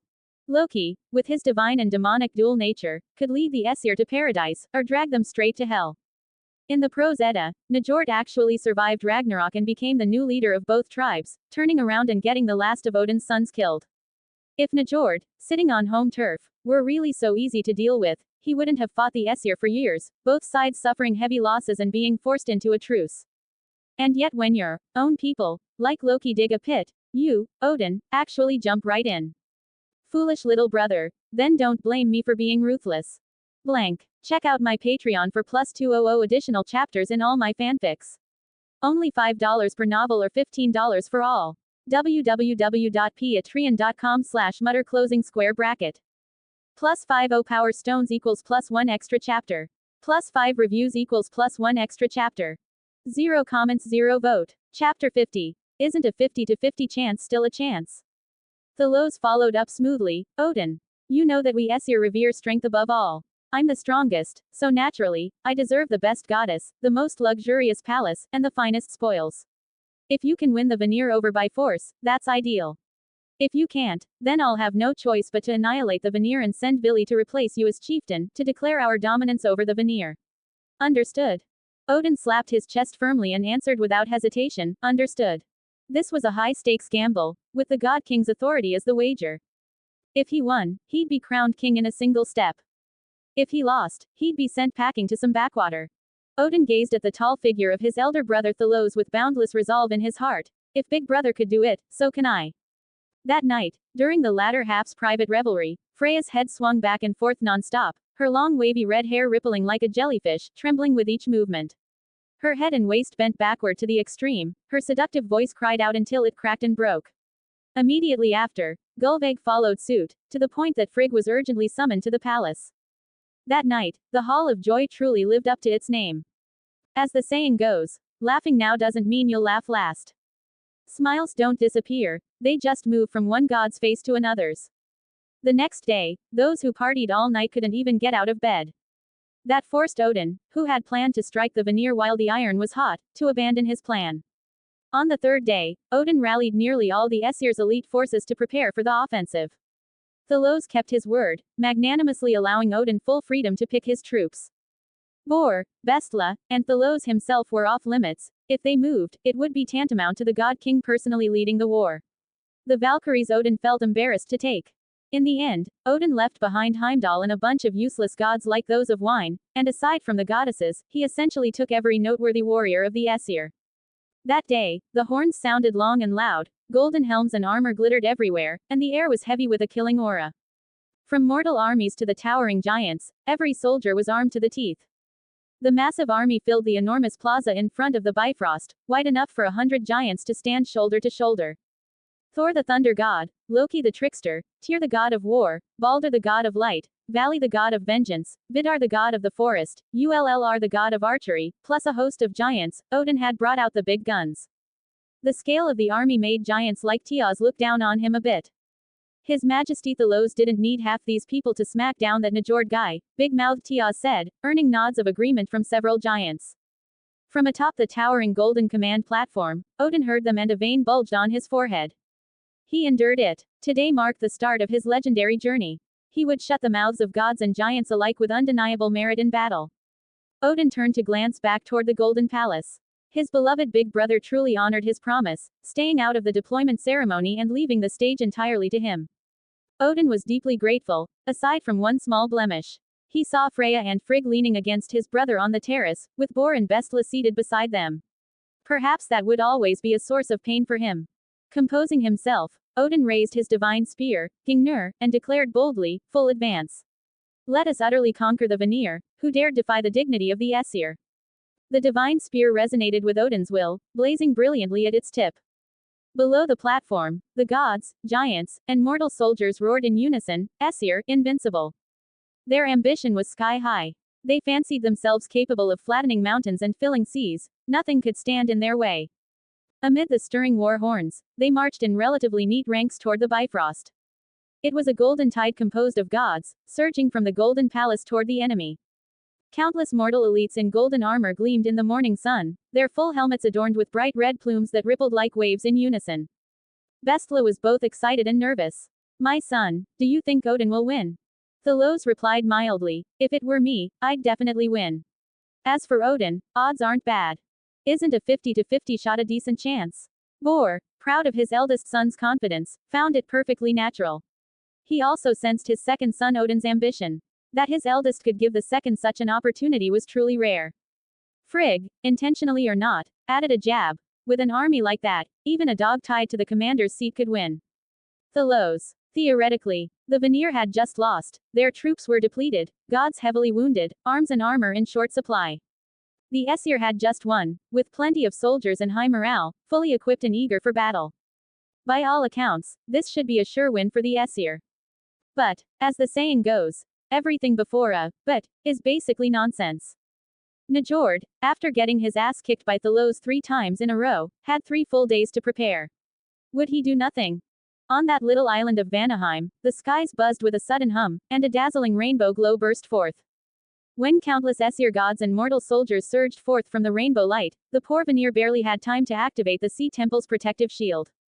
Odin played it safe. He split the army into 4 groups, descending from the Bifrost onto the Sea Temple from the east, west, south, and north. The gods and soldiers were deployed with intention, strongest on the east, weakest on the west. This was to exploit the shield's structural weakness. Uneven attacks could break it faster. What Odin didn't expect was that just after the airborne landings were completed, the sea behind them suddenly surged up with waves 30 to 40 meters high. If it had been a kilometer-tall world-ending wave, Odin would have been less afraid. If the Veneer threw everything into a counterattack, he could just retreat back through the Bifrost to wait it out. 100-meter wave, he could grit his teeth and endure. But these, small, sub-30-meter waves. That meant Njord could use them as regular attacks. Unlike the illusory waves from their fight in Asgard, these waves were completely real. And don't underestimate them, 30-meter waves could easily sink a 10,000-ton warship. HMPH. Odin slammed Veneer into the ground, clapped his hands together with a loud smack. VMMM. With a strange hum, a massive polar storm spread out from Odin's feet. This was a crossroads of fate. In this life, since the Thalos had already claimed the divine authorities of sky, war, and death, Odin had to choose alternative domains. One of his domains now was winter. As a descendant of the primordial frost giant Ymir, Odin had a profound grasp of cold. Tangible ice element mana surged from the seams of his armor, pure divine energy manifesting as dazzling white. The mist-like aura coiled around his hands. Then, in the next moment, a complex tri-layered magic formation locked into place over Odin's left forearm, directing the power outward toward the outer edges of the attack formation. Blank. Check out my Patreon for plus 200 additional chapters in all my fanfics. Only $5 per novel or $15 for all. www.patreon.com/mutter closing square bracket. Plus 50 power stones equals plus 1 extra chapter. Plus 5 reviews equals plus 1 extra chapter.